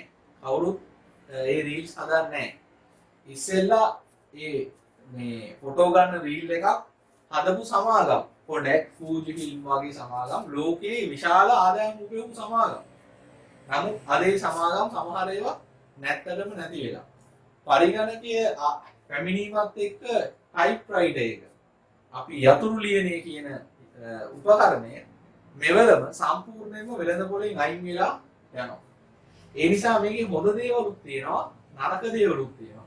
මේ තාක්ෂණය යොදා ගැනීමට අදාළ ප්‍රධානතම උදාහරණයක් තමයි මම කලිනුත් මේක කියලා ඇති නොකිය සමාගම. නොකිය සමාගම තමයි ඔය මේ අපි පාවිච්චි කරපු ජංගම දුරකථන මුලින්ම ලෝකෙට හඳුන්වා දුන්නේ ලංකාවේ නම් ජනප්‍රියතම දුරකථන සන්නාමය. ලෝකෙ ගොඩක් රටවල් වලත් එහෙමයි. හැබැයි තාක්ෂණයේ දියුණු වෙනවත් එක්කම ඒගොල්ලෝ අපොහොසත් වෙනවා මේ Android ෆෝන් එකක් හදන්න. ඒ කියන්නේ මේ පරිගණකයේ තියෙන මෙහෙයුම් පද්ධතියට සමාන මෙහෙයුම් පද්ධතියක් තියෙන ෆෝන් එකක් හදන්න. නමුත් ඊට පස්සේ Samsung සමාගම සමත් වෙනවා Android කියන තාක්ෂණය යොදාගෙන මේ වගේ ෆෝන් එකක් හදන්න. ටික කාලයක් ඇතුළත Nokia සමාගම වැහෙන තත්ත්වෙටම එනවා. දැන් මේක නැවත පටන් අරගෙන කරගෙන යනවා. නමුත් අර කලින් තිබ්බ වගේ ඒගොල්ලන්ට වෙළඳ පොලේ ලොකු ෂෙයාර් එකක් තාම අත්පත් කරගන්න අපොහොසත් වෙලා තියෙනවා. ඒ තමයි තාක්ෂණයේ තියෙන හොඳ නරක. තාක්ෂණයේ අනුගත වීම ඇතුලේ වාසිත් තියෙනවා. තාක්ෂණය යල් පැනීම ඇතුලේ අවාසිත් තියෙනවා. හරි. ලියමු එහෙම. තාක්ෂණික පරිසරය කියන්නේ ව්‍යාපාරවල ක්‍රියාකාරීත්වයට බලපාන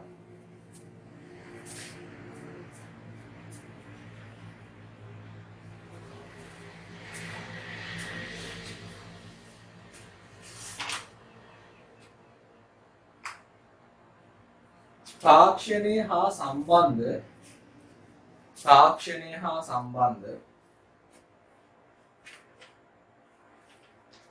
හා සම්බන්ධ සාධක සහ බලවේගවල එකතුව තාක්ෂණික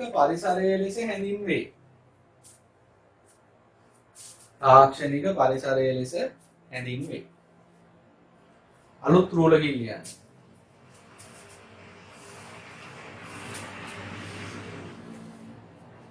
වර්තමානයේදී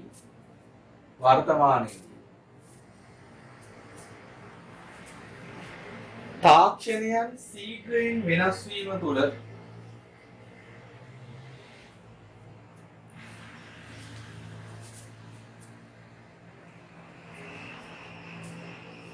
නව තාක්ෂණයන් පැමිණීම තුළ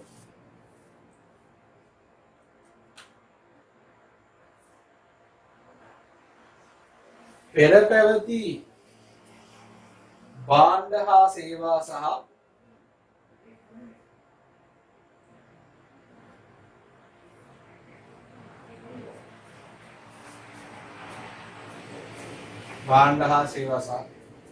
නිෂ්පාදන ශිල්ප ක්‍රමයන් දියුණු වීමත්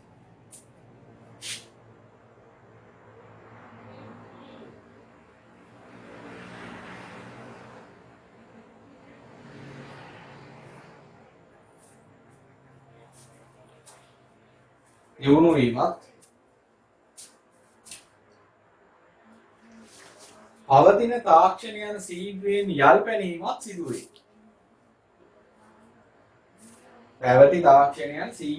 පැනීමත් සිදුවේ. මේ හරහා ව්‍යාපාරවලට අවස්ථාවෙන්ම තර්ජනද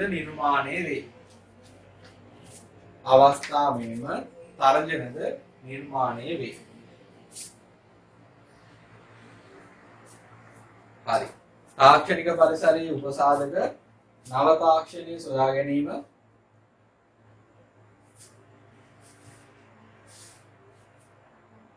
තාක්ෂණයේ ශීඝ්‍රයෙන් වෙනස් වීම සංනිවේදන තාක්ෂණයේ වෙනස් වීම භාණ්ඩ යල් පැනීම උදාහරණ විදිහට නම් හිතන්න දාන්න මේ යතුරු ලියනය ඒවා දැන් නෑ වෙලා දුන්නා ඩිජිටල් කරනවා. හරි. ඊළඟට 6 වෙනි ව්‍යාපාර සාර්ව පරිසරය සාධකයේ වෙන්නේ ස්වාභාවික පරිසරය.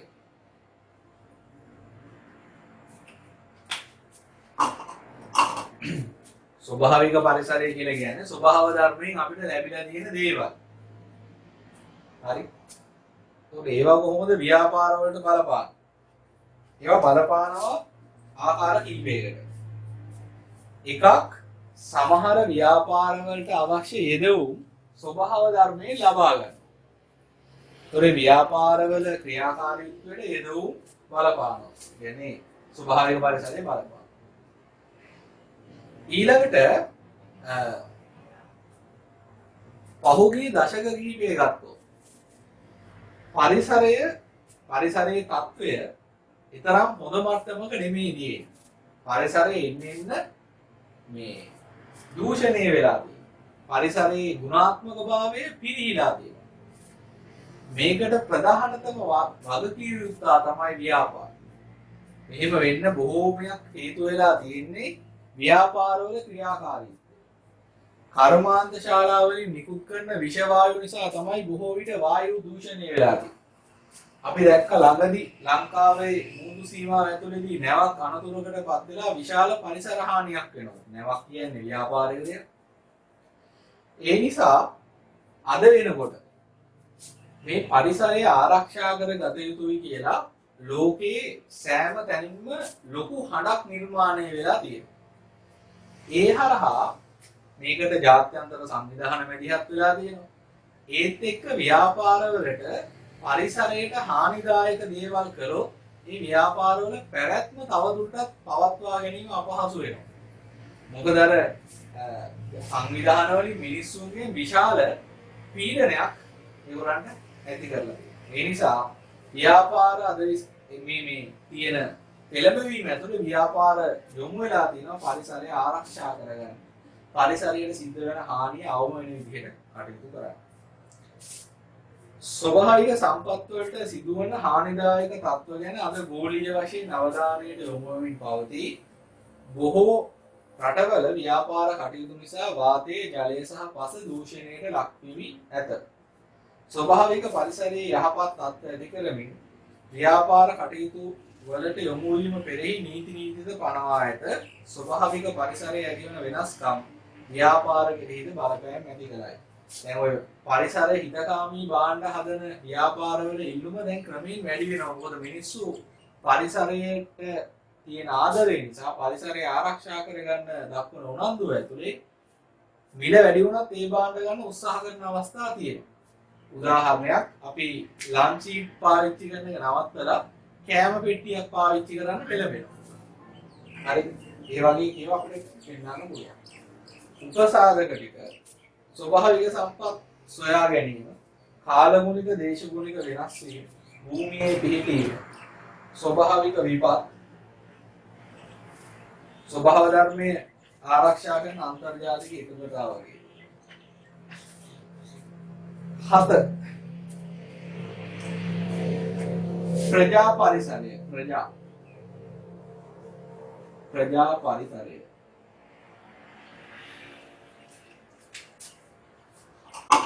ප්‍රජා පරිසරය කියන්නේ ඔය විෂයක් තියෙන ප්‍රජා විද්‍යාව කියන.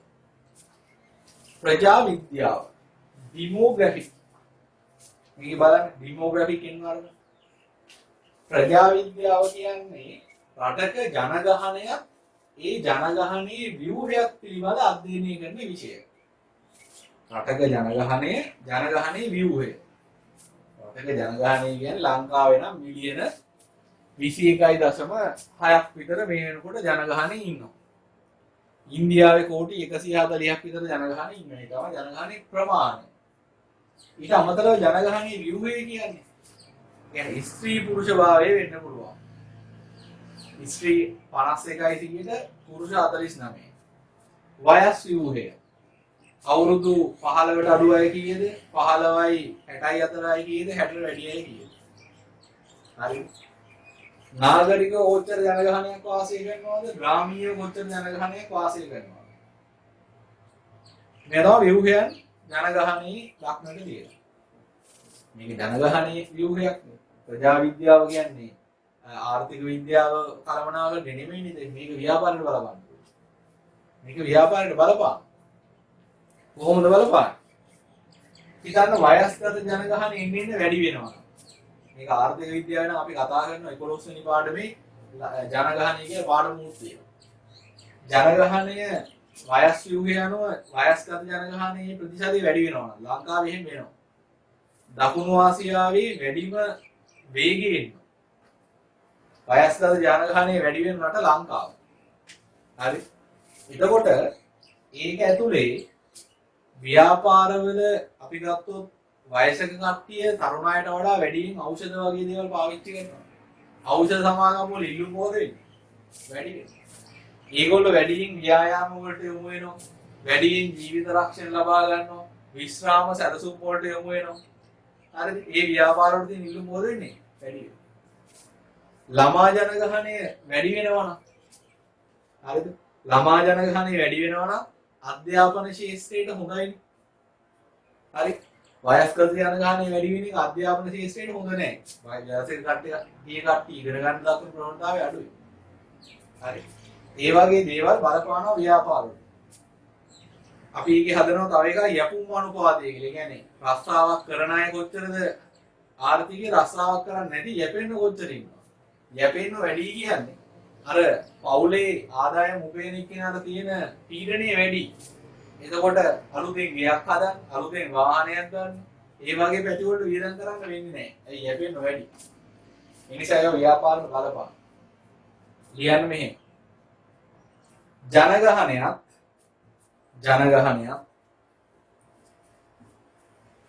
ජනගහනයේ ව්‍යුහයත්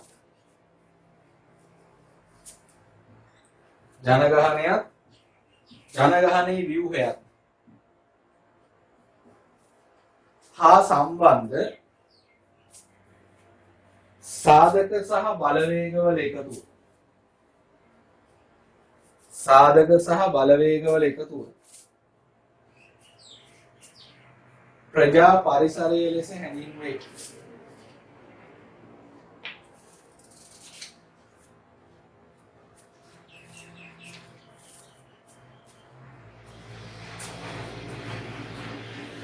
ප්‍රජා පරිසරය ලෙස හැඳින්වේ. ඊට පස්සේ යා කියනවා ව්‍යාපාර සමග සම්බන්ධ වෙන ප්‍රධානම සාධකේ ජනගහනය. ජනගහනයේ නිල්ලුමක් ඉන්නේ. ජනගහනයේ ඉන්නේ ශ්‍රම බලකාය ඉන්නේ. අපේ ව්‍යාපාරයේ වැඩිම සේවකයෝ ඉන්නේ. එනම් වෙළඳපොළ සමන්විත වන්නේ පුද්ගලයන් ගෙනි. ඊට පස්සේ ප්‍රජා පරිසරයට සම්බන්ධ උපසාධක ජනගහනයේ ප්‍රමාණය, ජනගහන වර්ධන අනුපාතය, ස්ත්‍රී පුරුෂ භාවය, කමා වයස් වූවේ. ස්ත්‍රී පුරුෂ භාවයෙන් ගාවට කමාවක්. ජනවාර්ගික මිශ්‍රය, අධ්‍යාපන මට්ටම්, පවුලේ සංයුතිය, ගෘහ රටාව. ඒවා තමයි අර ව්‍යුහයන්. ඊළඟට අවසාන එක ගෝලීය පරිසරය.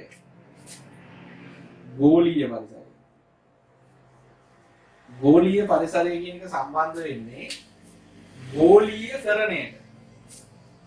මතකද බා ව්‍යාපාර නව ප්‍රවණතා කියන්නේ ගෝලීයකරණය කියලා. ග්ලෝබලයිසේෂන්. ගෝලීයකරණය හා සම්බන්ධ සාධක සහ බලවේගවල එකතුව තමයි ගෝලීය පරිසරය කියලා කියන්නේ. මුලින්ම අපි ගෝලීයකරණය කියන්නේ මොකක්ද කියලා දැනන් ඉන්න එපයි. ගෝලීයකරණය කියන්නේ මොකක්ද කියලා මතක් කරමු. අපි කිව්වා රටවල් අතර තියෙන ආර්ථික, දේශපාලන, සමාජ හා සංස්කෘතික බෙදීම් අයින් කරලා මුළු ලෝකයේම තනි ඒකකයක් බවට පත්වීම තමයි ගෝලීයකරණය කියන්නේ. ඒක නෑම විශ්ව ගම්මාන සංකල්පය කියලා. ගම්මාන කියන්නේ පොඩි එකක්. ලෝකය කියන්නේ ලොකු එකක්. මේ ලොකු ලෝකය පොඩි ගමක් වගේ පත් වෙන එක තමයි විශ්ව ගම්මාන සංකල්පයවත් ගෝලීයකරණය කියලා කියන්නේ. ඒක ගෝලීයකරණය වීම නිසාම ගෝලීයකරණය ආකාර කිහිපයකින් වෙනවා. දේශපාලන පැත්තේ, සමාජ හා සංස්කෘතික පැත්තේ, වගේම ආර්ථික පැත්තේ. ආර්ථික පැත්තෙන් එන එකට කියනවා ආර්ථික ගෝලීයකරණය. ඒ කියන්නේ ලෝකේ එක එක ආර්ථික ක්‍රම පාවිච්චි කරන්නේ, එක එක බදු ක්‍රම පාවිච්චි කරන්නේ, එක එක භාණ්ඩ හා සේවාවල වෙනස්කම් නැහැ. ලෝකේ ව්‍යාපාර මුළු ලෝකෙටම භාණ්ඩ හා සේවා බෙදා ගන්න. ඒතකොට ඉතින් හැමෝම පාවිච්චි කරන්නේ එකම භාණ්ඩ දෙක. හරි. ඒ තමයි ආර්ථික ගෝලීයකරණය. මේකෙන් තියෙන ව්‍යාපාර වල තියෙන බලපෑම මොකක්ද? දැන් හිතන්න ගෝලීයකරණයට උදව් කරන තත්ත්වයක් ඇතුලේ අපි ව්‍යාපාරයක් පටන් ගත්තොත් අපිටත් අවස්ථාව තියෙනවා අපේ ප්‍රදේශයේ අපේ රටේ විතරක් භාණ්ඩ විකුණන්නේ නැතුව මුළු ලෝකෙටම භාණ්ඩ හා සේවා බෙදා හරි. ඒකේ ගෝලීය නිවාසයන්නේ. මේ නිවාසය මොකක්ද? අපි ව්‍යාපාරයක් පටන් ගත්තොත් ඉස්සර නම් අපේ ප්‍රදේශයෙන් තමයි මේකට තරකාරු වෙන්නේ. අපි ඇඳුම් කඩයක් දැම්මහම අල්ලපු වැටේ මිනිස්සුත් ඇඳුම් කඩයක්ම දානවා. හරිද? ඊළඟට අපි හෝටලයක් දැම්මොත් ඒකත් හෝටලයක් දානවා. හැබැයි දැන් තරග ඉන්නේ කොහෙද? දැන් තරග ඉන්නේ මුළු ලෝකෙම. මොකද ලංකාවේ මිනිස්සු ඔන්ලයින් shopping හරහා ඇමරිකාවෙන්, ඉංගලන්තයෙන්, ඉන්දියාවෙන්, මැලේසියාවෙන් ඇඳුම් ගෙන්න ගන්නවා. දැන් ඒ ASCII මාත් ඇඳුම් කඩයක් දානවා. දැන් මම තරම් කරන්න ඕනේ අපේ ගමේ ඉන්න ඇඳුම් කඩ දෙක තුනත් එක්ක නෙමෙයි. ගෝලීය වශයෙන් එන තරගෙට මුහුණ දෙන්න සිද්ධ වෙනවා. අපි සන්නමක් හදනවා නම් අපි ඒක ප්‍රචාරය කරන්න ඕනේ ඉස්සර නම් අපේ ගමේ, අපේ ප්‍රදේශයේ, හරිද? අපේ රටේ විතරයි. ඒ නිසා අපි අපේ ව්‍යාපාරය ප්‍රචලිත කරන්න අවුරුදු උත්සවයකට අනුග්‍රහකත්වයක් දෙනවා. සංගීත ප්‍රසංගයට සල්ලි දෙනවා. දැන් එහෙම දීලා හරියන්නේ නැහැ. මේක අපේ රටේ අපේ ගමේ තියෙන සංගීත ප්‍රසංගයට සල්ලි දුන්නාම අපේ බ්‍රෑන්ඩ් එක ගෝලීය වශයෙන් ජනප්‍රිය වෙන්නේ නැහැ. හරිද? ඒතකොට කොකාකෝලා, මැක්ඩොනල්ඩ්ස් වගේ ආයතන ඒගොල්ලන්ගේ සන්නා මුළු ලෝකෙ පුරාම ව්‍යාප්ත කරන්න සමත් වෙලා තියෙනවා. නෙස්ලේ වගේ. හරි. ඒ තරගයට මුහුණ දෙන්නත් ලංකා ව්‍යාපාරවල සිද්ධ වෙනවා. ඒතර හොඳ වගේම නරකක් තියෙනවා. නියමෝ ගෝලීය පරිසරය.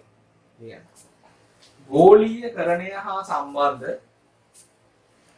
ගෝලීයකරණය හා සම්බන්ධ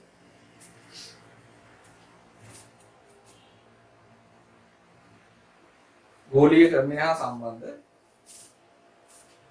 සාධක සහ බලවේගවල එකතුව සාධක සහ බලවේගවල එකතුව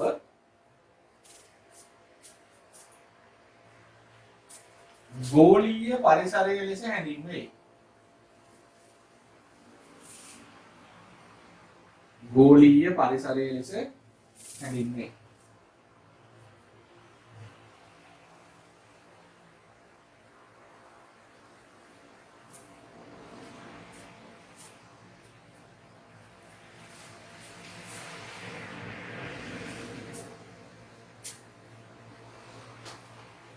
ගෝලීය පරිසරය ලෙස හැඳින්වෙනවා. අලුත් ඡේදයකින් ලියන්න.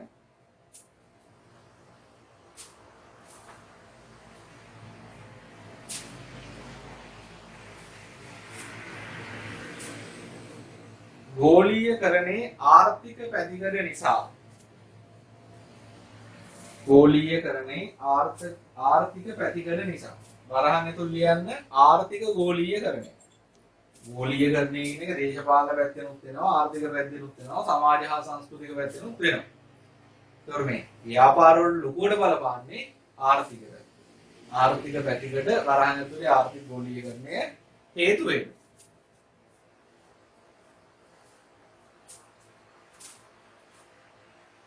වර්තමානයේදී ව්‍යාපාර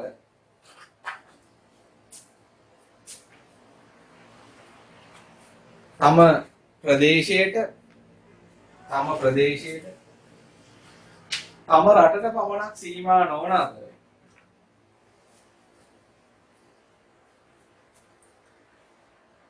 සමස්ත ලෝකයේම වෙළඳ පොළක් ලෙස සලකා කටයුතු කිරීමට හැකි වී ඇත.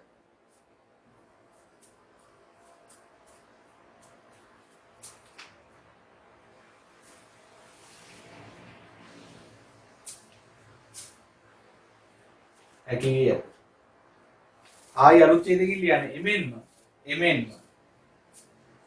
එමෙන්ම දේශීය ව්‍යාපාරවලටද ගෝලීය වශයෙන් නැතිවෙන ව්‍යාපාර තරගයට මුහුණ දීමට සිදු වී ඇත. ගෝලීය වශයෙන් නැතිවෙන ව්‍යාපාර තරගයට මුහුණ දීමට සිදු වී ඇත.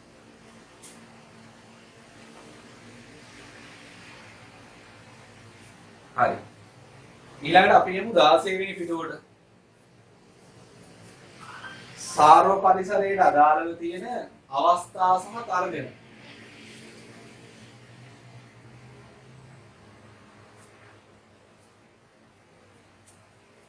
හරි. අවස්ථා කියලා කියන්නේ ඒතකොට වාසිදායක ඒවා. තර්ජන කියන්නේ අවාසිදායක ඒවා. දේශපාලන පරිසරයේ තියෙන ව්‍යාපාරයකට වාසිදායක දේවල් මොනවද? ලියමු. අපි අර කිව්ව උපසාධකවල හොඳ පැත්ත කියමු. එතකොට හරි. ව්‍යාපාර වලට හිතකර දේශපාලන ප්‍රතිපත්ති. කියන්නේ ව්‍යාපාර වලට හිතකර දේශපාලන ප්‍රතිපත්ති කමා බදු ප්‍රතිපත්ති. දෙකම හරි. ඊළඟට දේශපාලන ස්ථාවරත්වය. ඒකත් අවස්ථාවක්. හොඳ දෙයක්. ව්‍යාපාර වලට වාසි. තර්ජන විදිහට ওই දෙකේ අනිත් පැත්ත ලියමු. ව්‍යාපාර වලට අහිතකර දේශපාලන ප්‍රතිපත්ති ක්‍රමා බදු ප්‍රතිපත්ති. ඊළඟට දේශපාලන අස්ථාවරත්වය. දේශපාලන අස්ථාවර. දෙවෙනි පරිසරයේ නෛතික පරිසරය. ඒකේ අවස්ථා ව්‍යාපාර වලට හිතකර නීති රීති.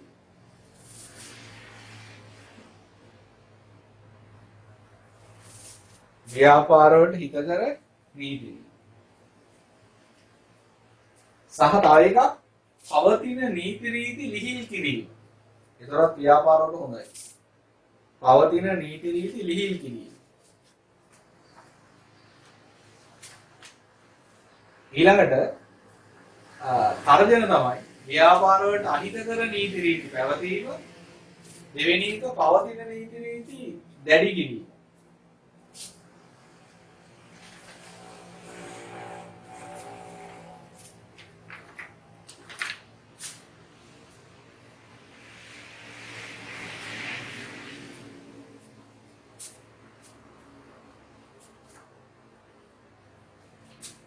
හරි. ඊළඟට අපි යමු ආර්ථික පරිසරයේ අවස්ථාව. ආර්ථික පරිසරයේ අවස්ථාව වෙන්නේ ආර්ථිකයේ ක්‍රය ශක්තිය ඉහළ යාම.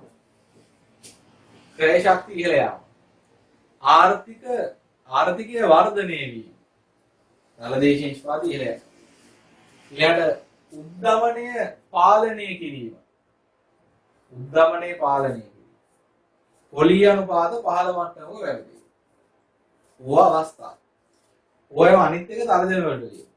ක්‍රය ශක්තිය පහළ යාම. ආර්ථික වර්ධනයේ මන්දගාමී වීම. උද්දමනය ඉහළ මට්ටමක වැඩි. පොලී අනුපාත ඉහළ යාම. හතරවෙනි එක සමාජ හා සංස්කෘතික පරිසරය. අවස්ථාවල ලියන්න. ඇතැම් සමාජ හා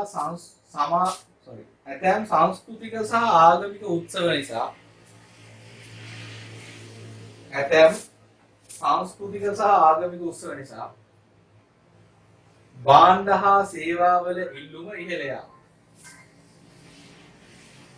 භාණ්ඩ හා සේවාවල ඉල්ලුම ඉහළ යාම. තර්ජනය තමයි කියන්නේ.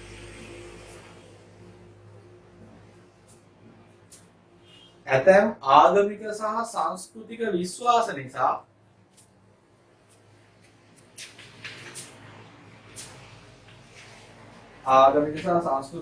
නිසා ඇතැම් ව්‍යාපාර කිරීමේ හැකියාව සීමා වී.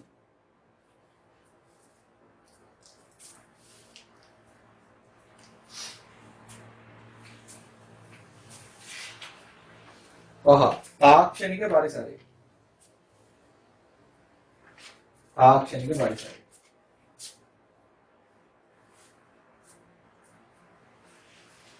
තාක්ෂණික පරිසරය. ඒක ලියන්න. නව තාක්ෂණික ක්‍රම හඳුන්වා දීම. නව තාක්ෂණික ක්‍රම හඳුන්වා දීම. ව්‍යාපාරවල පිරිවැය අඩුවීම අවස්ථා. තර්ජන තමයි තාක්ෂණයේ ඉක්මනින් යල් පැනීම. ඇතැම් භාණ්ඩවල ඉල්ලුම ශූන්‍ය වීම. ඇතැම් භාණ්ඩවල ඉල්ලුම ශූන්‍ය වීම.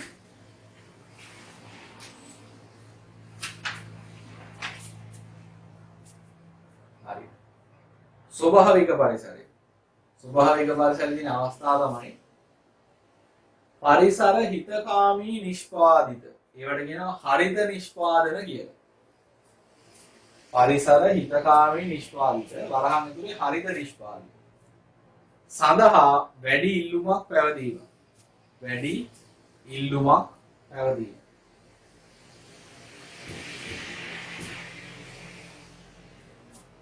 තර්ජනය තමයි ස්වභාව ධර්මයේ සම්බන්ධ ජාතික හා ජාත්‍යන්තර නීති විධි දැඩි වීම.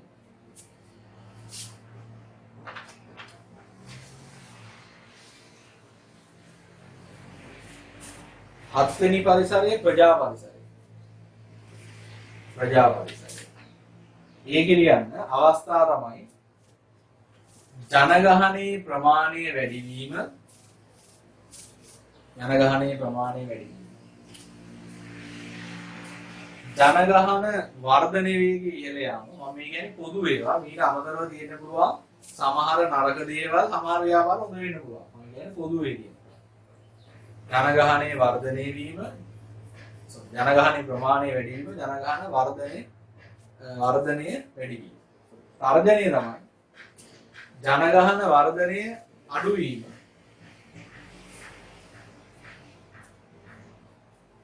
ජනගහනයේ අධ්‍යාපන මට්ටම පහළ මට්ටම වැඩි. එතකොට මිනිස්සුන්ගේ ආදායමත් අඩුයි, අධ්‍යාපනය අඩුයි.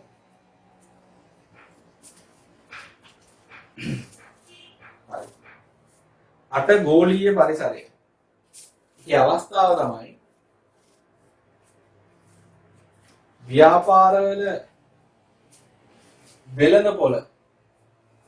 ව්‍යාපාරවල වෙළඳපොළ පුළුල් කිරීමේ හැකියාව පැවතීම.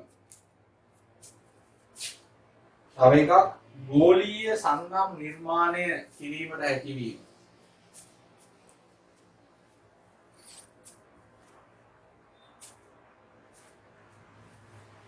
ගෝලීය සංගම් නිර්මාණය කිරීම හැකියි. තර්ජනය තමයි ගෝලීය තරගයට මුහුණ දීමට සිදු වීම.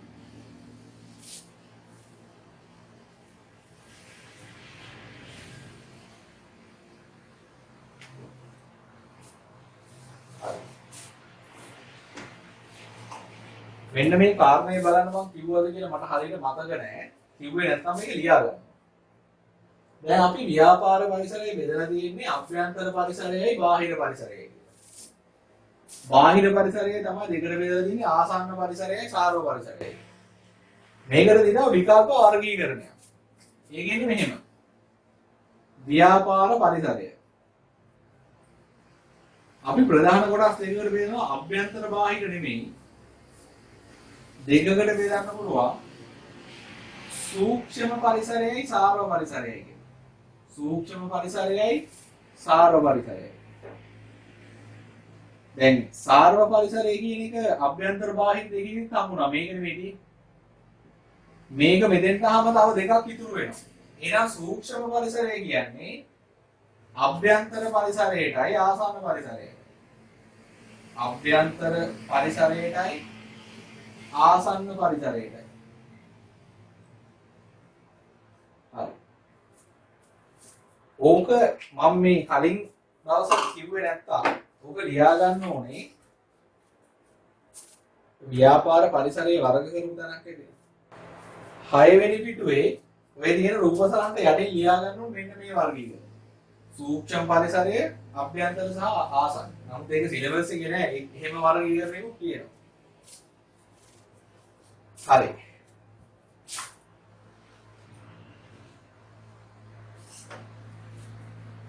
අවසාන මාතෘකාව මේ පාඩමේ අපි මෙන්න මේ අභ්‍යන්තර පරිසරයේ ඉගෙන ගන්නකොට ඉගෙනගත්ත අභ්‍යන්තර පරිසරයේ වාසිදායක කීමට අපි කිව්වා ශක්තියින් කියලා. ශක්තිය. ඉංග්‍රීසියෙන් කියන්නේ strengths. අවාසිදායක ඒවා දුර්වලතා. දුර්වලතා weaknesses W. බාහිර පරිසරයේ ඉගෙන ගන්නකොට ඉගෙන ගත්ත බාහිර පරිසරයේ වාසිදායක ඒවා අවස්ථා. opportunities. අවාසිදායක ඒවා තර්ජන threats.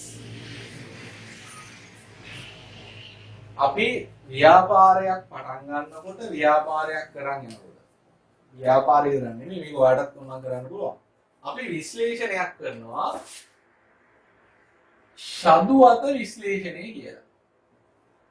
ශදුවත කියන එක හැදෙන්නේ මේ හතරේ මුල් අකුරු හතරේ. ශක්ති, දුර්වලතා, අවස්ථා, තර්ජන. ඕක තමයි ශදුවත කියන්නේ.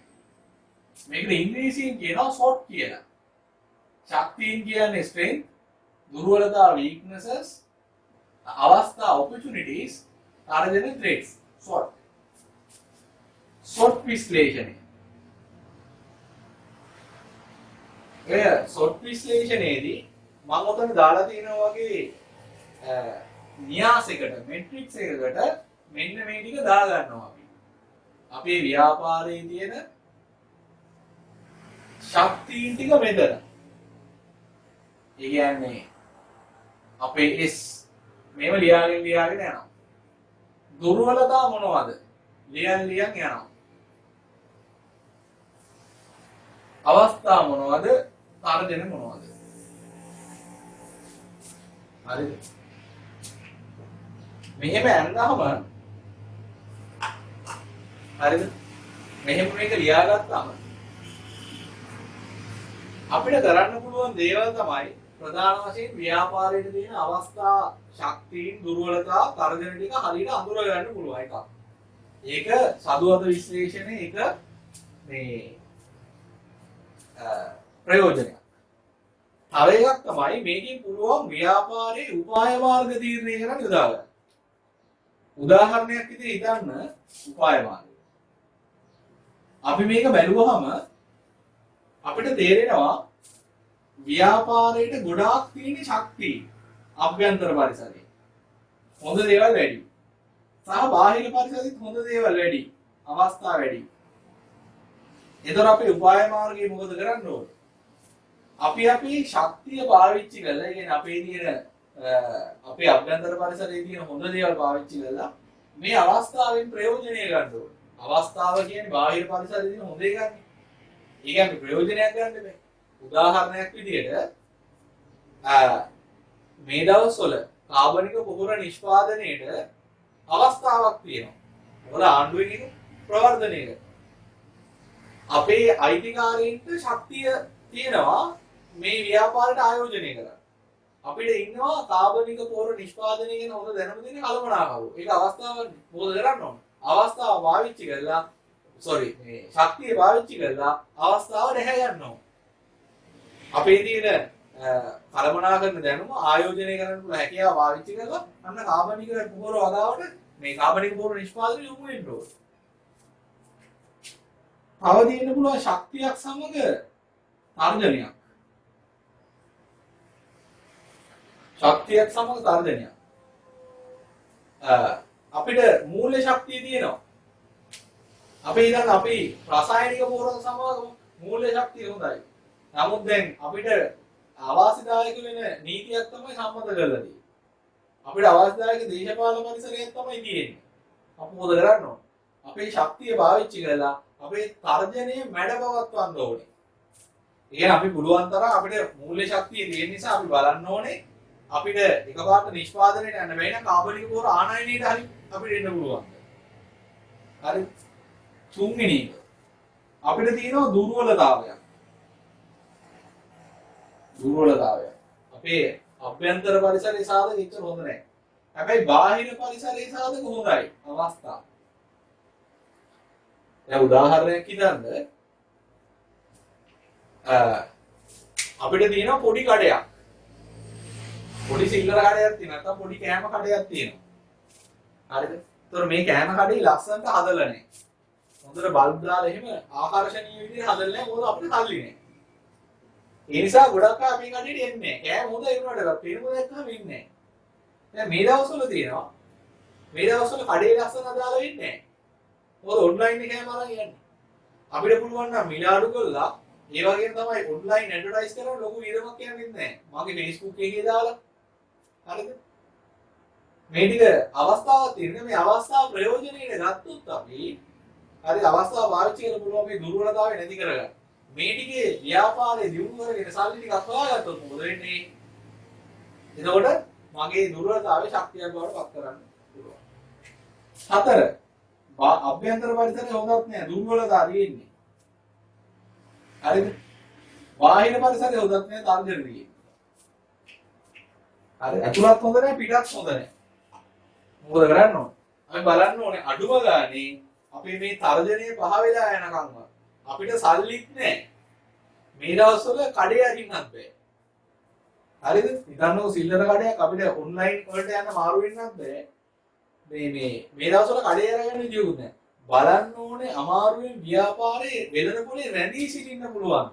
අපි ව්‍යාපාරයේ අරමුණු ගැන කතා කරේ. ලාභ උපරිම කිරීම නෙමෙයි හැම වෙලේම අරමුණ වෙන්නේ. මේ වෙලාව අමාරුයි. බලන්න ඕනේ වෙළඳ පොලේ කඩේ වහන්න නැතුව එළිලා ඉන්න පුළුවන්. හරිද? පුළුවන් වුණොත් මේ අවස්ථාවක් එන දවසට ඒක ප්‍රයෝජනීය කරලා ශක්තිමත් වෙන්න පුළුවන්. එහෙම නැත්නම් බැරිම නම් ව්‍යාපාරයෙන් අයින් වෙන එක තමයි හොඳම දේ. ව්‍යාපාරේ නවත්තලා දාන්න. මේ තමයි ශදුවද විශ්ලේෂණයේ තියෙන වැදගත්කම. ඔතන මාතෘකාව ඇදිලා නැහැ. ඔතන තියෙන රූපසරාන්ට උඩින් ලියන්න ශදුවත විශ්ලේෂණය. ශදුවත කියන අර වරහන් සොට් කියලා දාන්න.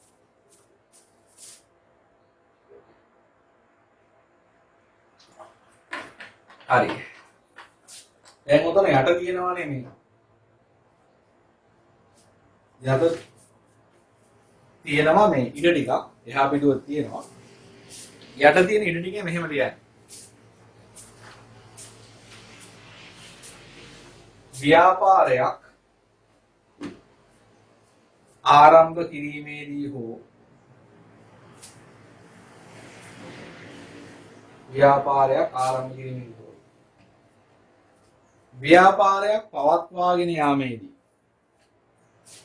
ව්‍යාපාරයක් පවත්වාගෙන යාමේදී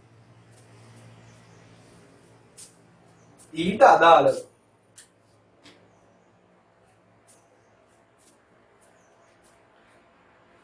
පවතින ශක්තියින් කමා දුර්වලතා අවස්ථා සහ තර්ජන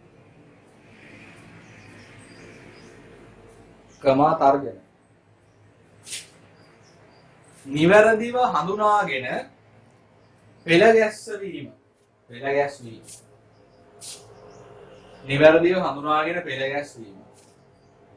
ශදුවත විශ්ලේෂණයේදී සිදුවේ.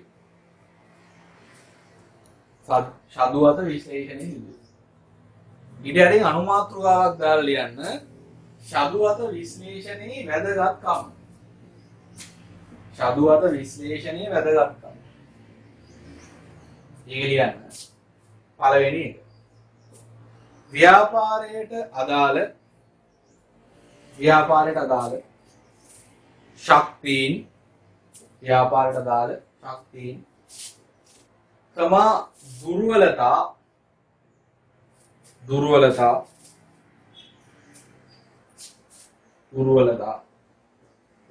කමා අවස්ථා සහ තර්ජන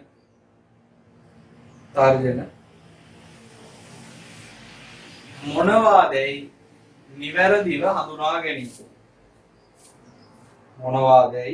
නිවැරදිව හඳුනා ගැනීම.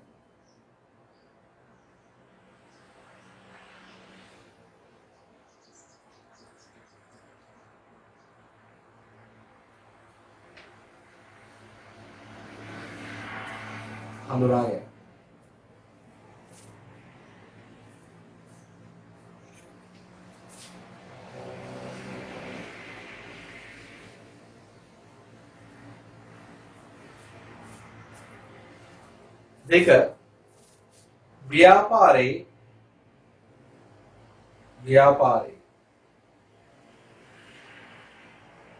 ඉදිරි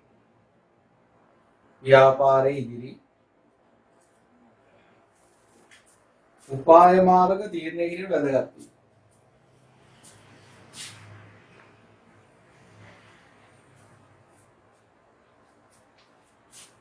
ඉදිරි උපාය මාර්ග තීරණය කිරීම වැදගත් වී.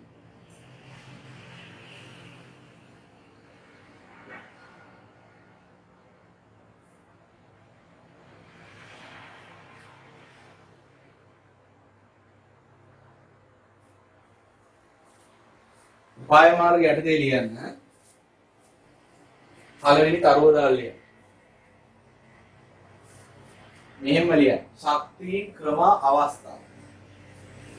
ශක්ති ක්‍රම අවස්ථා කියලා දැම්ම ඉස්සරහින් ඉතලයක් දාලා ලියන්න.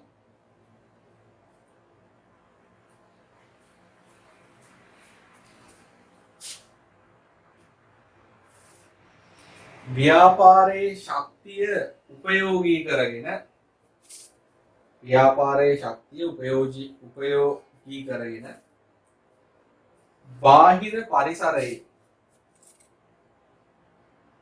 බාහිර පරිසරයේ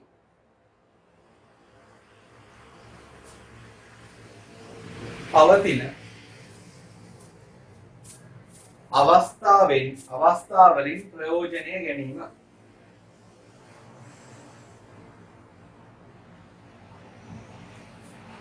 අවස්ථාවලින් ප්‍රයෝජනය ගැනීම.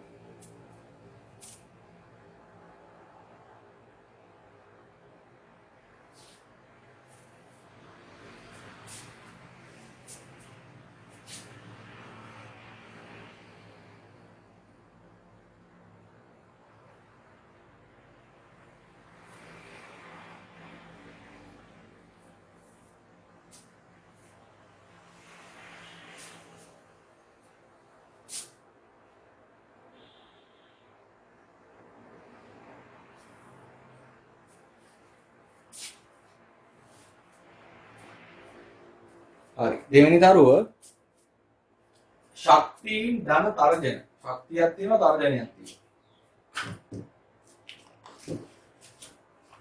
ශක්තියයි තර්ජනය. ඒක ලියන උපාය මාර්ගය. ව්‍යාපාරේ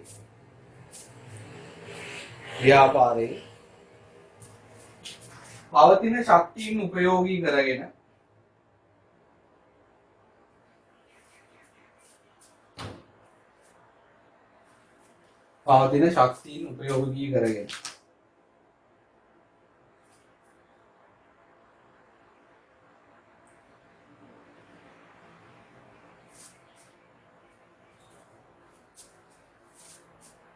තර්ජනයේ යටපත් කිරීම.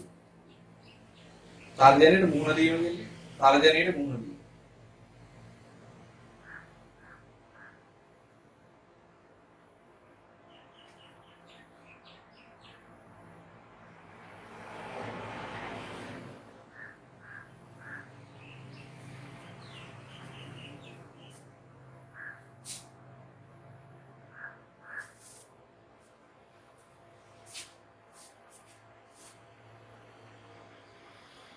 තුන්වෙනි තරුව දුර්වලතා ධන අවස්ථාව.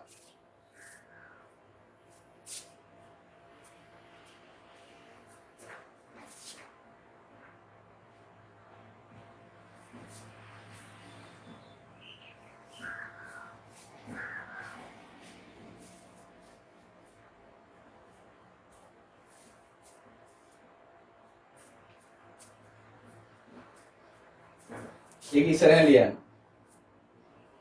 අවස්ථාවෙන් ප්‍රයෝජනයගෙන දුර්වලතාවය මගහරවා ගැනීමට උත්සාහ කිරීම. අවස්ථාවෙන් ප්‍රයෝජනයගෙන දුර්වලතාවය මගහරවා ගැනීමට උත්සාහ කිරීම.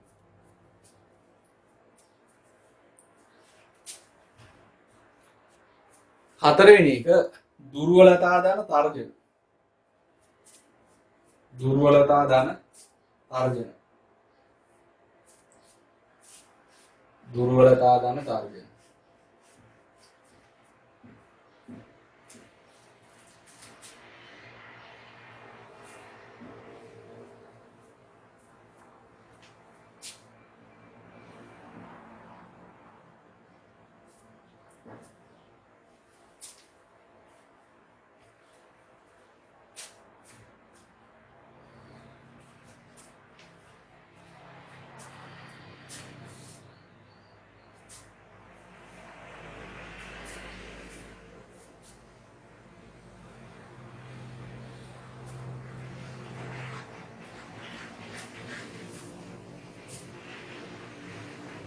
ඒක ඉස්සරහින් ලියන්න.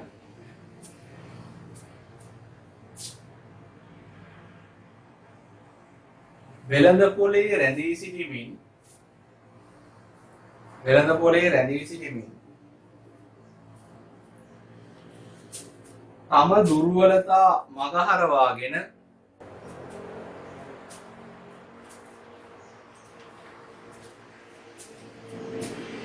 ව්‍යාපාරය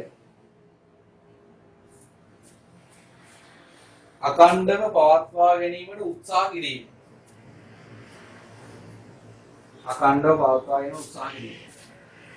එසේ නොහැකි නම් ව්‍යාපාරය වසා දැමීම.